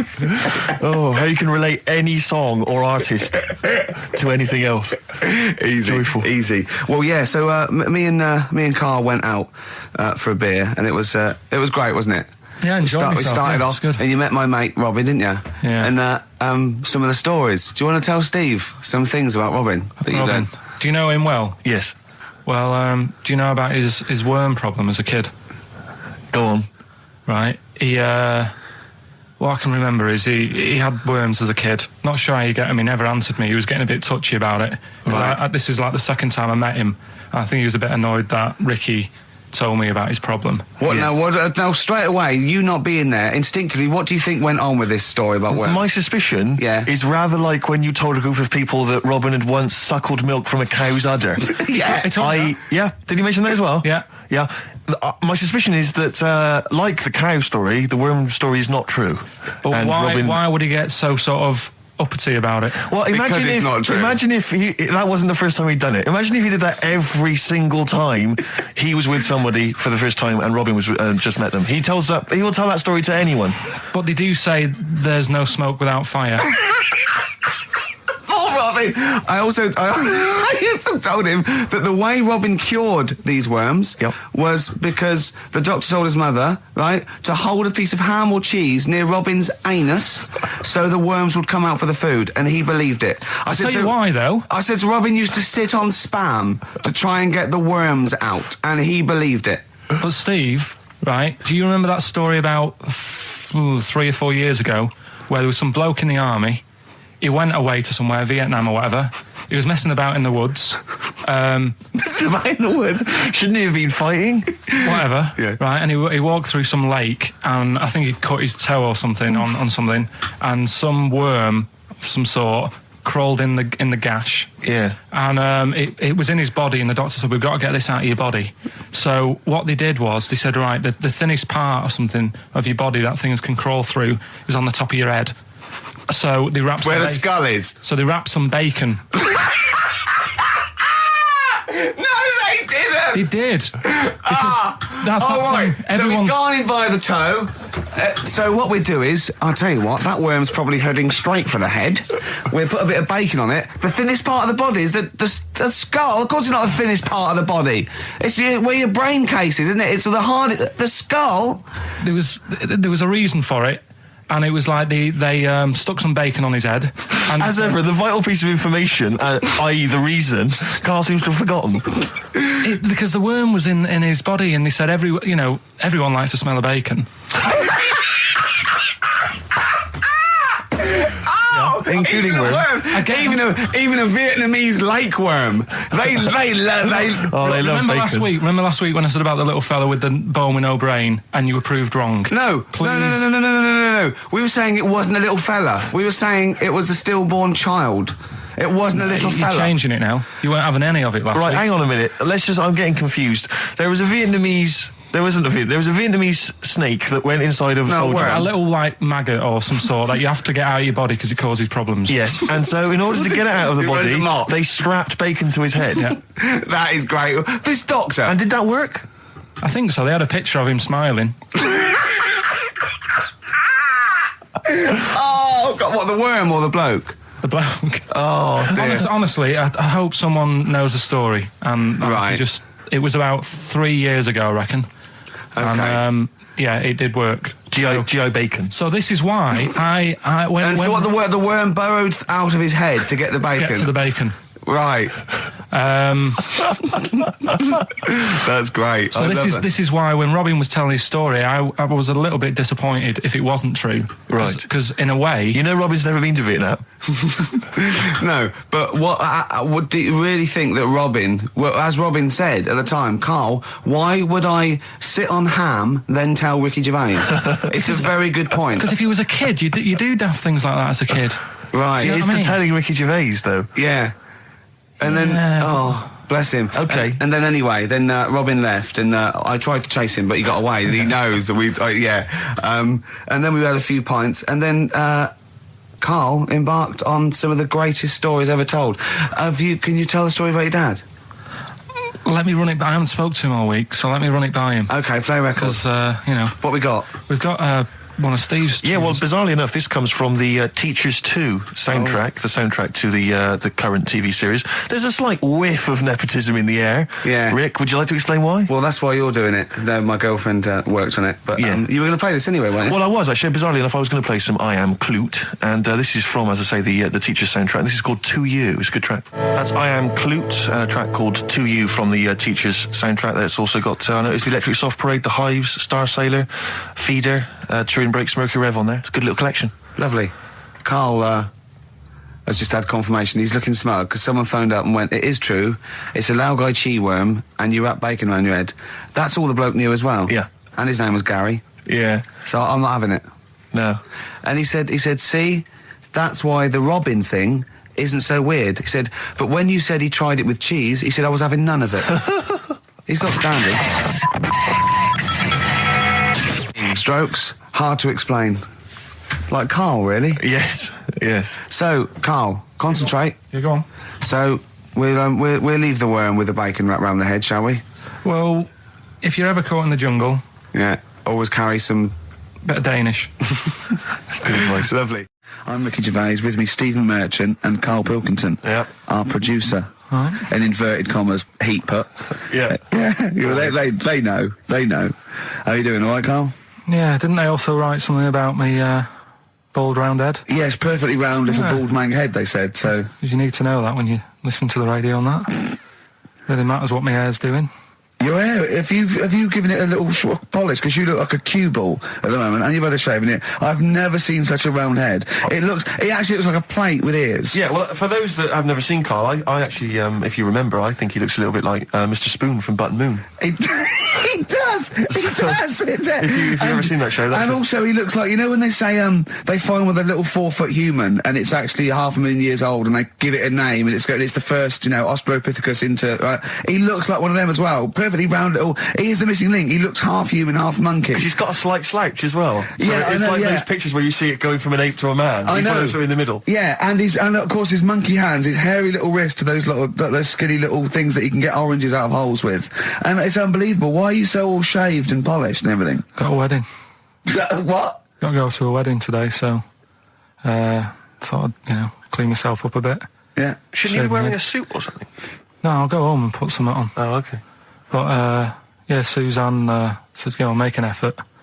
I sort of had a shave and that, and then I came out of the bathroom, she said, oh, your head looks a bit sort of eggish. She's right. She always worries about when I have a shave, because I just, That's your girlfriend, Karl, I know. saying that. Just think. So don't worry about Heat saying it. Funny thing is, it's Boyd Hilton, I think, of Heat that wrote it. And he's got a little bald head. Yeah, no, don't slag him off. Yeah, but on the end of his review, does it say, written by Baldy Boyd? No, because it doesn't matter, it's a magazine. Don't worry about it. Looking forward to the wedding? A bit boring, isn't it? But you've got to do it. They've not been listening. Should we do a shot? No, it'll be a great day for them, but I know what will happen. Suzanne will see, all the fuss and that, and then she'll get ideas, and I'll have to let her down and all that. Why is it you don't want to get married again? I always forget. It's just... Who's it for at the end of the day? I've been with Suzanne for 11 years, right? Sure. We're happy. Well, I am. That's what counts. You're never happy. I am. I'm all right. Yeah, no, I know you're happy with Suzanne and everything, but apart from that, you're never happy. You are the most grumpy, moany thing in the world. I mean, I get annoyed but I'm always happy. I was annoyed here. I was happy coming here, but there was a bloke behind me walking and scuffing his feet. He had a pair of those stupid skulls on, and he was clicking and scuffing. Wear some shoes. You don't have to click. Pick your feet up. Flip-flops annoy me. You know, but I'm happy. I'm just annoyed. You are just like, oh, the world's on me. It's rubbish, this. I know the world's great. It's just sometimes people annoy me by being there. You know. But Steve said I should be locked in one of those towers that princesses used to be locked in fairy tales, so because everything annoys me. But you're grumpy. I'm not. I'm all right. XFM 104.9. We're not here. This next clip is one of my favourite clips. Look, it needs no introduction. Here it is. Right. Okay. Educating Ricky. What have we got? Hairy Chinese kid. Go on. Right, yeah. This is the... I didn't want to do this. What do you didn't want to do it? Well, I wanted to give you 3, and I gave you one. It was like the alien man gets a beard or whatever. Yeah, which was total rubbish, so this one should be better, maybe. Hairy Chinese kid. Right, well, we've talked about hairy people in the past. True enough. Haven't we? Yeah. You know, the little kids who grew up in woods and hung around with wolves and that. Yeah, again, you're confusing it. Yeah, they're not, there were some people that were born very hirsute. They were not the people who were brought up with wolves. Yeah. You just put that together in your Homer Simpson type mind. Right, well, this is like a sort of close to that sort of story. Yeah. But the weird thing is, right, Chinese people aren't that hairy as a nation. No, seriously, that's a well-known fact. They don't have that much body hair and stuff. Okay. So this little kid who was born over there, he was like covered in stuff. Was he? And it was only his nose that wasn't hairy. The rest of his body was caked in hair, right? And his hair sort of. What sort of hair was it? Was it thick hair? No, what I mean is, was it sort of like a pony's mane? So he just looked like an Ewok. You know what I mean? Just like hanging down, sort of straight, dark hair. In the picture, it looked like it grows from his eyebrow. It grows from his eyebrows quite thick, and then it just goes all the way over his head. You don't think it was just really long eyebrows that he'd done a comb over? No, it was all over his body. It had a picture of like his back and that. Yeah. And had he styled it? Had he styled it at all? Did he have it a quiff or? No, it was just all over him. Yeah. And they were like, you know, this is a bit weird happening in China, where we're not normally that hairy. That was the scientist speaking there. And the local press and that were getting him down, calling him Monkey Boy and all this. Oh. And thinking Chinese press. But the doctor, yeah. Oh, they're cruel, aren't they? The doctor, like those game shows. Well, that's Japanese, isn't it? Yeah. And the doctor said. Was Karl talking through all that time while we were just like talking to each other then? Because I turned round and I still saw he was talking. So anyway, the local press came in to see the hairy boy, the monkey boy. Yeah, and they were like being tight and taking the mickey out of him, and the doctor said... Throwing him nuts. Said he's only hairy. Said he's a healthy young kid. The only faults he's got is he's got a little bit of eczema and a boil. And he said everybody should just treat him the same, and I think he grew up a healthy kid. Yeah, so that's the end of the story. That's not a story. Why? But I've got nothing. I don't know what to say to that. So someone in China was born slightly hairier than the rest, and he was normal apart from eczema and a boil. That to me isn't a story. But if it is, I've got a million. I mean, it's sort of like bloke from Manchester went a bit bolder than the rest, got a job on radio. He was normal. I mean, that's not a story, is it? So we'll move on to this next one, right, which is brilliant. Dead short story. So, right, old woman, about 70 years old. Yeah. She's normally fit and healthy and stuff. Nothing wrong with her. She's having a good life. And one day, she goes for a check to the doctors, just to check herself out, because she's getting on a bit. Yeah. It says, take your clothes off and that.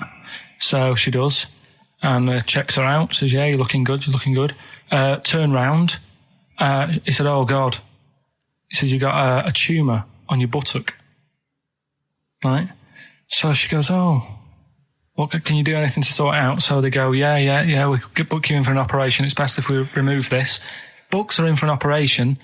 Operation day comes, strip her down and that. They're all stood round, the doctors. Start to operate. It only turns out it's a pork chop that she sat on 5 years earlier, and it had stuck to her buttock. Right, Karl. I can forward you. Listen.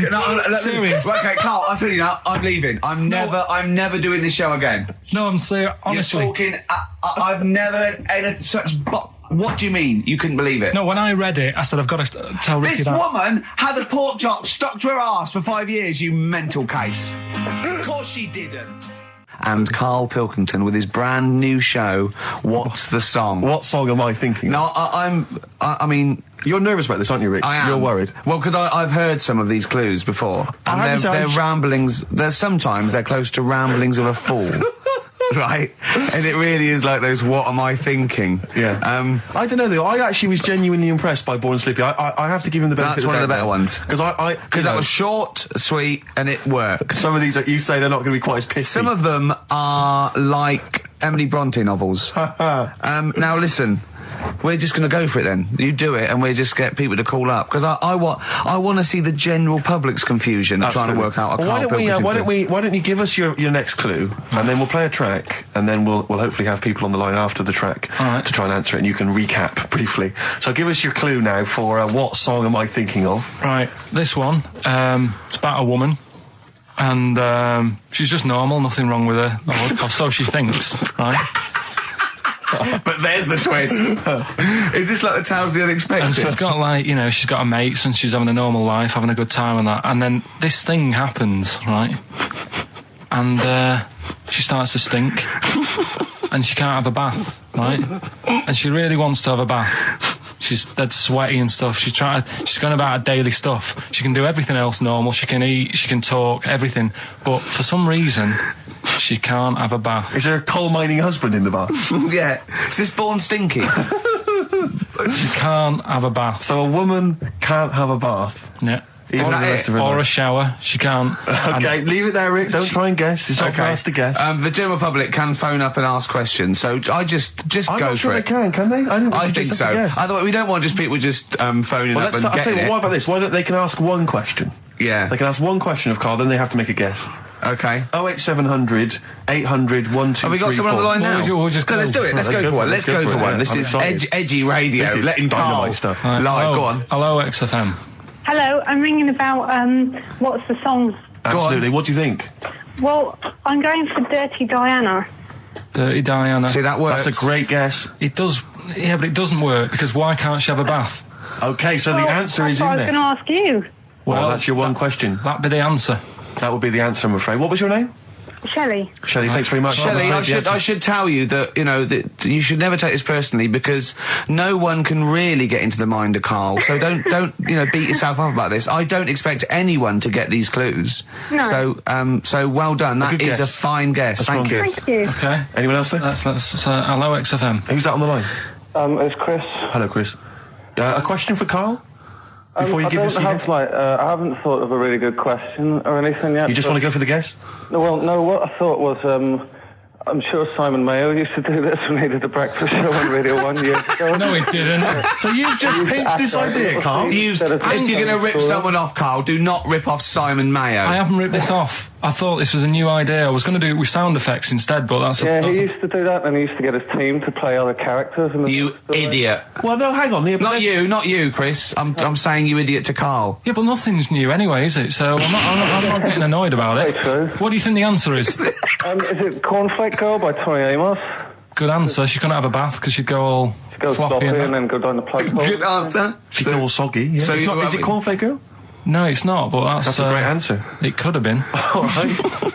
Okay. You're already seeing the error of this, aren't you? I think this is great radio. I'm really hooked on this. I'm genuinely excited This now. is really like that, those so-called lateral thinkers. A man got into a field and dies. Why? Yeah. He ran out of air. No, not the one I'm thinking He was of. shot. No. Yeah, That was a good answer, Well, but... couldn't Simon Mayo sue you or something for doing it? Will you stop? Don't mention that. Yeah. Listen, I think if you're going to steal ideas from someone, it should be a brain box like Mayo. I mean, he's the man who's The only example of one I can ever remember hearing in his show, because I was quite young then, was some people were pretending to tap someone's phone or something, and then they got caught, and the answer was just bugging by whistle, because they were... Genius. That was absolute genius. That's absolute genius. See, Chris, Karl, I don't know if that's the sort of Karl's ever standard been you've got to that come up bad. against. Yeah. Thanks very much, Chris. the phone lines are hot. Hello, XFM. Hi, is it Candy Perfume Girl? Is it what? Candy Perfume Girl. Candy Perfume Girl? Yeah. Candy Perfume Girl. Is it? Well, who's that by? Madonna. No, it's... That sounds like an obscure album track. No, Wow. it's one of her songs. Just think about it. She stinks and everything. She's a normal life. I didn't say she was a sweet or anything. But for some reason she can't have a bath or a shower. Is this a big song? Just to give him a clue. It's a bigger song than Candy Sweet Girl. Thank you very much indeed for your guess. It clearly isn't right. Thank you. Cheers. Sorry. Okay, one more, then we go to a record. Come on. Okay. Go on. Hello, XFM. Carl, Yeah. is it High and Dry by Radiohead? High and dry. High and dry. Now that's great. She smells, which is another word for high. She's dry because she doesn't have a shower. Carl, if it isn't that, yours will never be as good as that. He's the winner. Whatever you're thinking of, that clue is brilliant. What's your name, mate? It's Richie. Richard, I mean, you can't beat that. That's a bit too lateral. Don't be stupid. It's perfect. He's made yours into a clever clue. He's made high, she smells, dry, she never gets in the bath or shower. It's not that, is it, Carl? No, it's You not. don't even get that, do you? Not really. Have you ever heard of the word high being used to mean sort of smelly? No. No. Oh, what? That was where you went wrong there, mate. Richard, I'm declaring you the winner, even though that isn't the I answer. don't think Thank we you. should give up this early. Can we Rick. just let's play a song and, Let's play a song. give it one more chance, because Yeah. if people think about it, it is really easy. I'm not going to find out the answer now because I've got to go out. Okay, we'll do it very quickly. Stay in for 10 minutes. We're just going to play a new Coldplay track out. Okay, let's play Brilliant. Coldplay and then we'll come Cheers. back with this. XFM 104.9. We're not here. It is a bit like being Dennis Norden, playing some great moments from the show. I was just imagining Dennis Norden one day, sort of just like waking up out of his stupor. He's doing this, and he'd go into the producer and go, I've just seen a couple of my programmes. I just saw It'll Be Right on the Night 18. It's It is terrible. Why didn't someone tell me? Well, we didn't want to upset you because, But I've been doing it way too long. Well, you could just let me go on forever. Well, until you died, yeah. Well, why can't my son take over? Well, he's 80, Dennis. And the jokes I'm doing, they're awful. Why have I got that clipboard? I've written these jokes, they're not funny. There's an audience, they're laughing. What are they laughing They're not at? laughing. They're not laughing. That's canned laughter. Who are those audience? Who goes to an audience for It'll Be Right on the Night? A lot of them are older than you. It can't be right. Do you know we have 15% fatality in one of your audiences? But I went home at Christmas, I watched one of the episodes. Yeah. I was with my family and friends. I said, watch this, you'll love it. Stony face, no one laughed. They all thought it was Well, it is. Well, why didn't you tell me earlier? We didn't want to hurt your feelings. You're an old man. You may be upward of 102. I didn't realise. Yeah. A quick query for you. This is from Jay. He's got a problem here. He says, my parents won't let me ditch my studies. He's currently reading modern languages at London University. Sure. He wants to follow his dream, but his parents won't let him, of being a dancer. Carl. Worse than that, he says that they're trying to arrange a marriage to a bunch of minging daughters of people they know from good families. He doesn't know what to do, so he's got the arranged marriage coming along, and he's also got, he basically wants to be a dancer. His parents are forcing him into something more practical. Well, the first thing, right, I don't think Live your dreams? The arranged marriage thing is such a bad idea. Okay. Because I think too many people go on looks. Right. And then you soon get bored of that, and you find out the person who you're knocking about with is actually not your type. Right. Why don't you arrange marriages for people? Well, I'm just saying, right, so I'd say, Jay, go along with that. I wouldn't worry about it. Okay. I mean, if they're really ugly, then, don't go along with it. But if they're half bad, put up with it. That's Sure. all right. The dancing. Brilliant. Right? That's that solved. Brilliant. I wanted to be a dancer. After I did the boxing, right, I joined a dancing thing just near Man United's ground, right, called Twiggy's. Went along, I wanted to learn some moves. How old were you? Well, it was when Michael Jackson was, pretty big, so about 83, 84, 85, something like that, around there. Wanted to do it. When I went, it was shut, and it had become like a warehouse for toilet rolls. So in a way, I wonder what would have happened. Sorry. How is that an anecdote about you going through dancing? You've told me before you did boxing for a while, you did dancing for a while. You had a true fight in the boxing. You didn't even get in the. That's not an. Imagine if that was a film. This is a boy's dream of becoming a dancer. oh, it's shut. Next on. I mean, how is that a story? Yeah, that was Billy Elliot. Do you think it won quite as many awards? Yeah, brilliant. Footloose, all right? Yeah. I'm fed up they banned it. Let's go, oh, it's shut. Flash dance. First, there was... it's a warehouse. Never mind. I'm just saying, you'll find something else. I think I got a go-kart after that. I bought a motorised go-kart and kept myself busy with that. So... There's always other just things. Think, Alan Bennett has to sit down and really sweat over his stories. Yeah. He just opens his mouth. You are a living Alan Bennett character. So that's solved. Well, Jay, don't worry about that. There's no emotional problems I can foresee if you follow that advice. So the advice there is do an arranged marriage. If she's not ugly. minging, she's not completely minging. Yeah. And don't worry about dancing. Get a go-kart. Cheers. Great. Well, I didn't really want to make it a Christmassy type show because I don't really like it. Oh, he's done it again. What, you did Christmas once, didn't like it? No, my dad always said... Oh, right, steady on. Dad said Christmas morning was for for me. So he used to stay in bed. So he never... That's brilliant. That's a great thing to say, isn't it? Yeah. Christmas morning's for you. Run wild. Do what you want. Just don't bother me. I'm going to Honolulu for 2 weeks. That's great. Dad, it's Christmas. Do I have to do anything? No. So my mum used to get up because she used to like to see my face light up, when I open my presents. And then... to give fireworks. And then... then I'd have to go to my bedroom from about 6 o'clock onwards because, my mum and dad were into having big Christmas parties and I wasn't, old enough to go. Right. So they'd say, right, you've had your fun there, you go up to your bedroom, stay in there. Really? Yeah, I remember one year, right, I got a train set, that's what I wanted. Yeah. Right? It's brilliant. Playing with it all day. I thought, I don't mind about the party, I'm happy staying up here playing with this. Brother comes in, he's had a few, right? He's going, yeah, give us a go on your train. How old is he? He's a bit older than me, so he might have been like, let's see. Well, let him be 18. Probably about 18, 19, and how old something were you? like that. I had a train set, so I don't know, about 14. something like that. Yeah. Right, so I'm playing on that, loving it and stuff. And then he comes in and goes, oh, give us a go. He turns the transformer up to 14. He went really fast for about 5 seconds, broke it, and then he went back downstairs.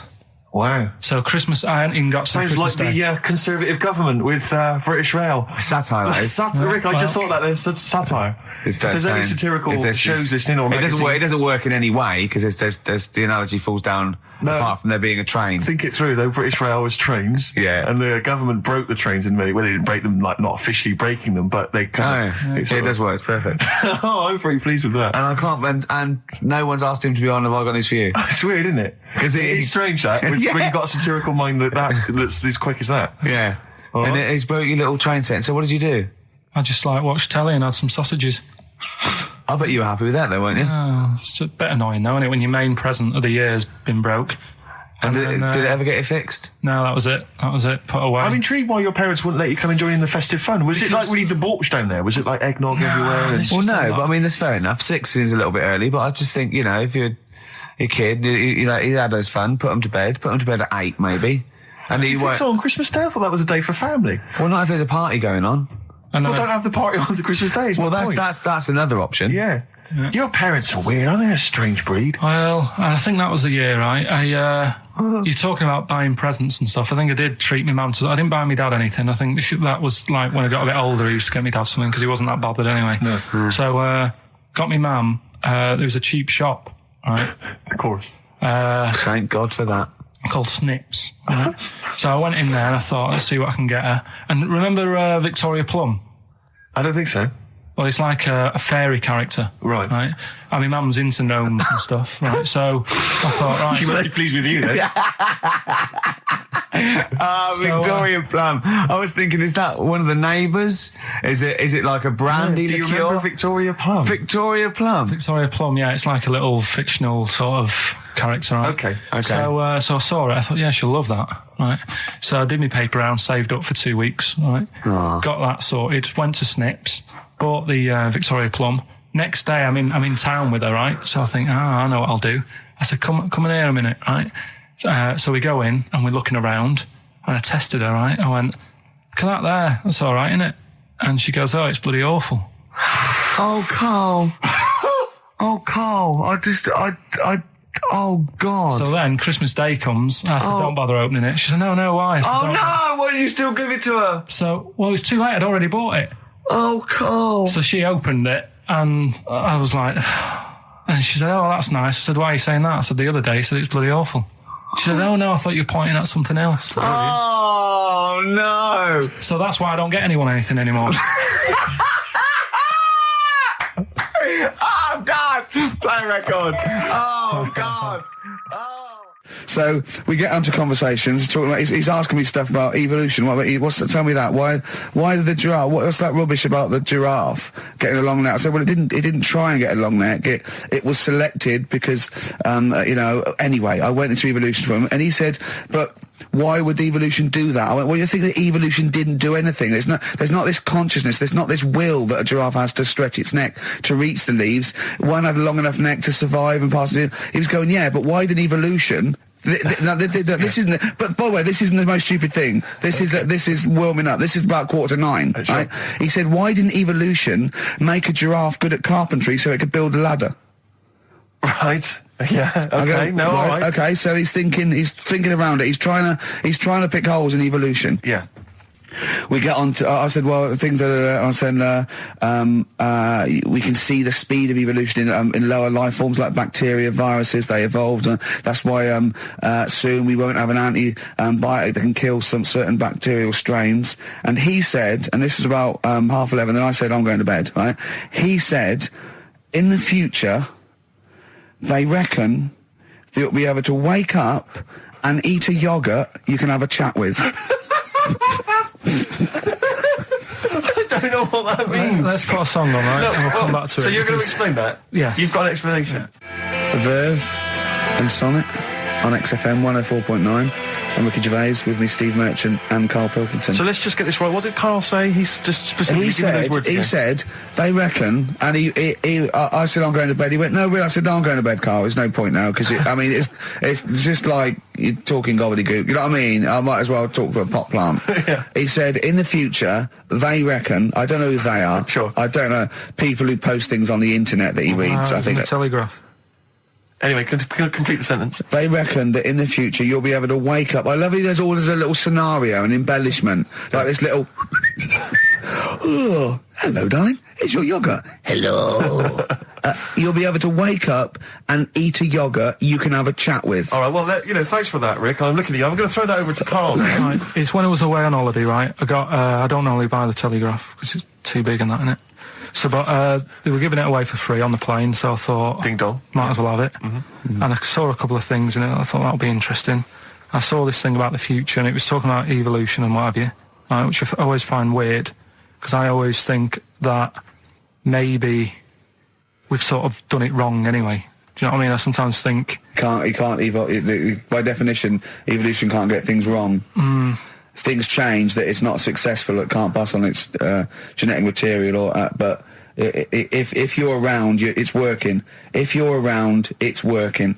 Slugs are as evolved as they need to be. Slugs are as evolved as you and me. That's true enough. Yeah, no disrespect, but it works. It works. Sorry, they're around. Anyway, what's your point, Karl? No, I mean, I think we probably would have been better off staying as a fish.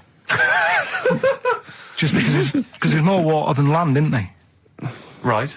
And you wouldn't drown. This is why I went to bed. No, I'm thinking of dozing off now. No, but do you know what I mean? From, what was it? It was bacteria, it was fish, mermaid, man, onwards and what have you. So anyway. Oh, God! No, there are a few knowledge gaps in your theory of evolution. All right, you generally got it right, though. So but, I mean, basically, it went bacteria, fish, mermaid, man. What's next is the big question. So it was telling you all about this and what have you, and saying how, like, we shouldn't have interfered, because maybe if we wouldn't have invented planes and what have you, maybe we'd be able to fly and what have you if we really needed to and stuff like that. Okay. So we've interfered with evolution, you see. Right.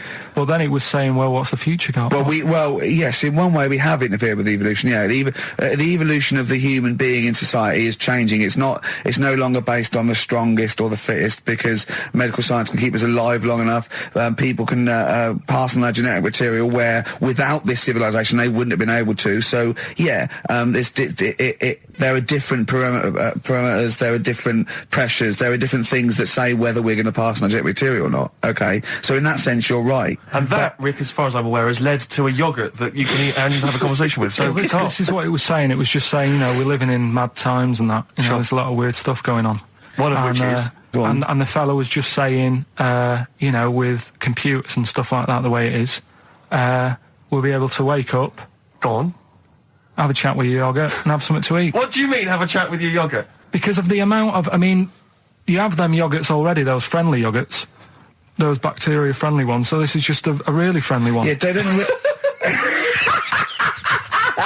Oh, God! I might burst! Do you know what, sometimes, Carl, I think that we're having a chat with a yoghurt. Do you know what I mean? There can't be any difference. Yeah, but then I'm always reminded that would be more entertaining. That would be more informative. That was Jane's Addiction. This is the Best Of Show on XFM 104.9. I'm Ricky Gervais, with me Stephen Merchant. Yes. This was a clip show. We recorded this a couple of weeks ago. I hope you had a Merry Christmas. It's not over yet, because tonight at 9:50 is the second part of The Office Christmas specials. It's brilliant. Watch it, and we'll be back next week live. I'm Ricky Gervais, with me Stephen Merchant. Bye. Have a great new year. Class. Rock the Casbah. I love the fact you had at least 3 minutes to get that right. I know. Prepare and get that right. I know, but my mouth was full of Maryland cookies. Yeah. You know, last week, this would blow your mind. He came in, do you know what he'd bought? For himself, about 10 penguins. Who buys penguins still? I know. Or wagon wheels. Oh, I've never liked wagon wheels. Have you not been a fan? No, but I'm sorry about that. It's The Clash and Rock the Casbah. Talking about records, have I told you that time my brother-in-law, he was moving out of his place, I think moving in with my sister, and I was about like, I don't know, 13, and so he was about, 30, and I moved in, and he brought round all, his records when he was storage to leave them at our house, right? And he had all these old sort of records, 50s and 60s records, no, I was right, and they put them upstairs, and I was looking through them, and it's just all like Elvis stuff and Beatles stuff, and there was a mate of mine who loved Elvis, okay, and he had loads of chemicals. Yeah, he had loads of chemicals, and I was into chemistry, and he said, let's swap me some chemicals for them. So I sort of nicked about 5 Elvis singles, and I got all these chemicals, and then the guilt just hit me. I just thought, well, he's going to notice that. And one night, I just came downstairs and I confessed to my mum.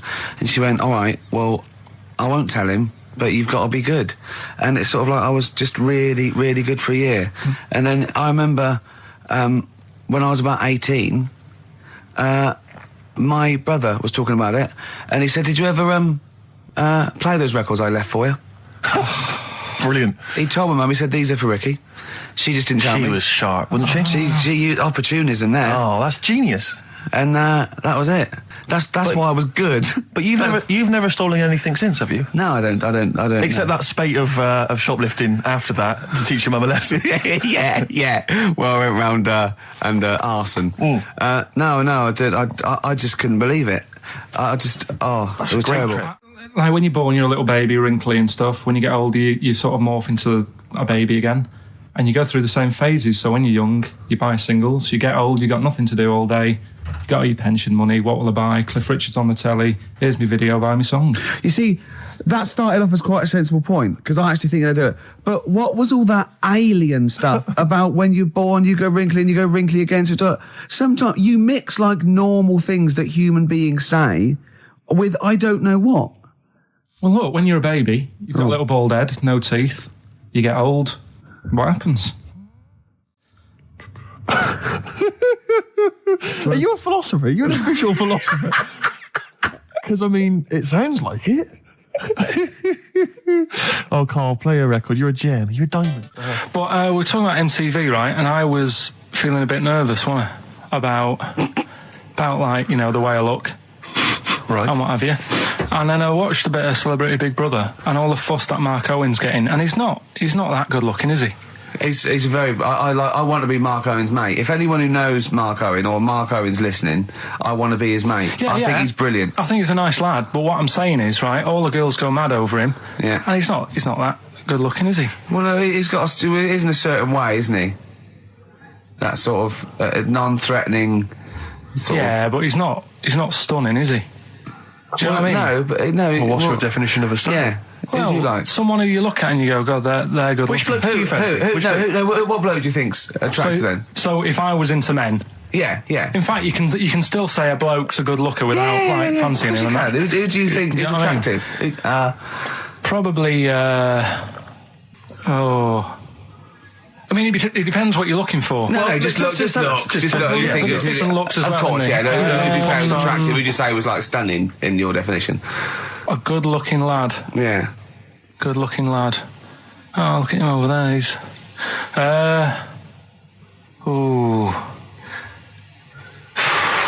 Do you find, Robbie Williams? Do you find him attractive? Boy next door. Look. No. Who do you? Karl, hurry up, because it's we've only got 2 hours. Probably. I can't think of one offhand. Mark Owen is pretty good looking then, really. Well, there's not. Just name one bloke that you think's an attractive guy. There must be one bloke that you've either met or that you've, seen in a pub Who do you or think on a is attractive? Tell poster. you what. Go on. Tell you what. Works here. Young Alex Zane.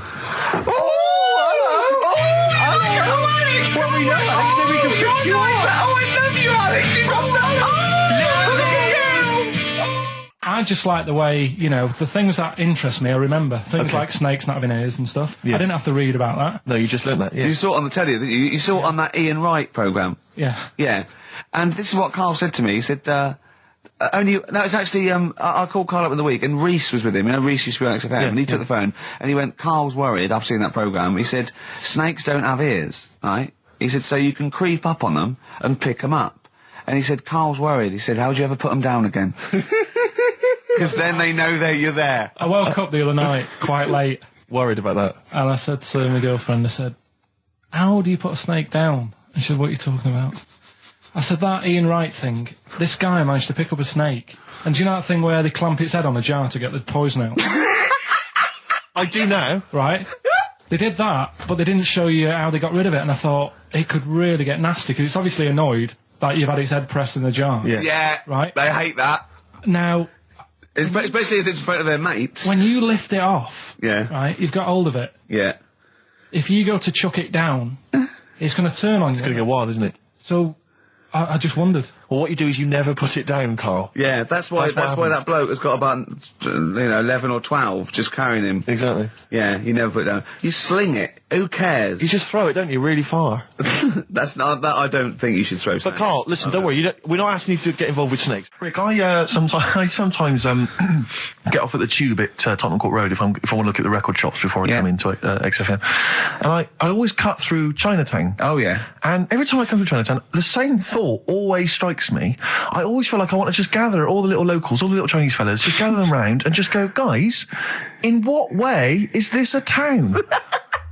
It's not, is it? This is not, at best, what you've got here is a novelty street. Yeah, Gerrard Street is not a town, No, mate. it's not a town. You've had this here for like 100 years. It's not expanding. Yeah, yeah. You can't just call it Chinatown and claim it's a town. If I was them though and you do that, I go, what are you talking about? It is a town. It is a town. It's What- our in what town. It is a town. It's our town. We got all lots of stuff. Where's your church? Where's your mayor? We got a betting shop. Not enough. It is. See, all you've got here is restaurants. No, that does not a town make. no. Got a little supermarket with snacks.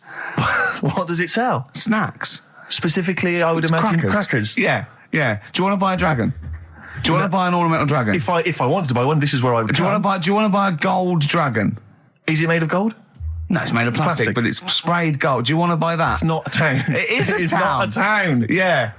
And it annoys me because when I first came to London, I genuinely thought Chinatown was going to be this amazing, what they've got there is You'd hear a gong and every time you went in there, and there'd be rickshaws and people walking on those little sort of wooden shoes. You know those ones?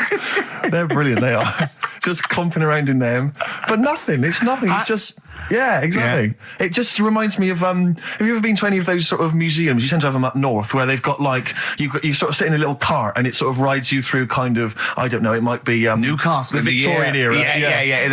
Can I have half a pound of those sweets, please? Exactly. Of course you can. If there was some animatronic then, it would just be an exhibit. Yeah. at some kind of museum. Their concession to being 100 years ago is that there's some scales in the shop and there's a horse outside. Yeah. That's it. That's it. Exactly. Yeah. The traditional sounds and smells of old England. And the voice are going, of course, there was no television. Exactly. Amazing. Yeah. Amazing. Brilliant. Yeah. Welcome to Chinatown. Ding, ding, ding, ding, ding, ding. So it's not, it's a good point. Is that a piece of traditional music? Ding, ding, ding, ding, ding. Yeah. Is that some traditional Chinese music, or is that music that someone in this country wrote, thinking it sounded like Chinese music? I think it was the Vapors, wasn't it? Oh, is that what it is? That? Because it sounds so, that's the music, isn't it? But are you sure they didn't take that from some other source? It's that pentatonic scale, isn't it? What is it called? It's the black notes on the piano. Right, that's the one I can play along with EastEnders.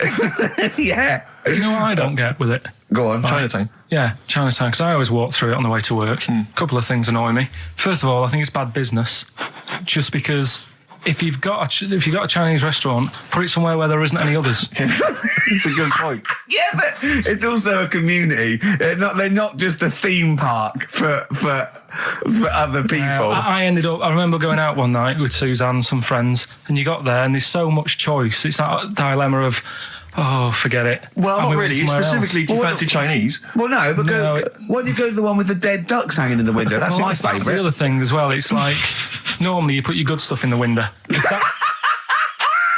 that's what's in the window, yeah. Right? Yeah. And the other thing that annoys me, walking through it today, there's always lard on the floor. What, in the street? In the street. It is, honestly. I'm scared I'm going to slip over. It's because all the restaurants and that. But why is it? That's another point. Well, it's not oozing out of the restaurants. No, but why is it? I don't know what they do.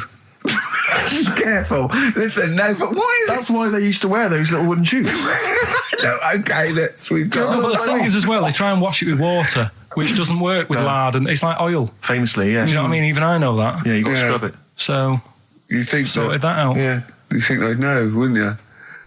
Yeah. Right. Anyway, thanks for your thoughts on Chinatown, Karl.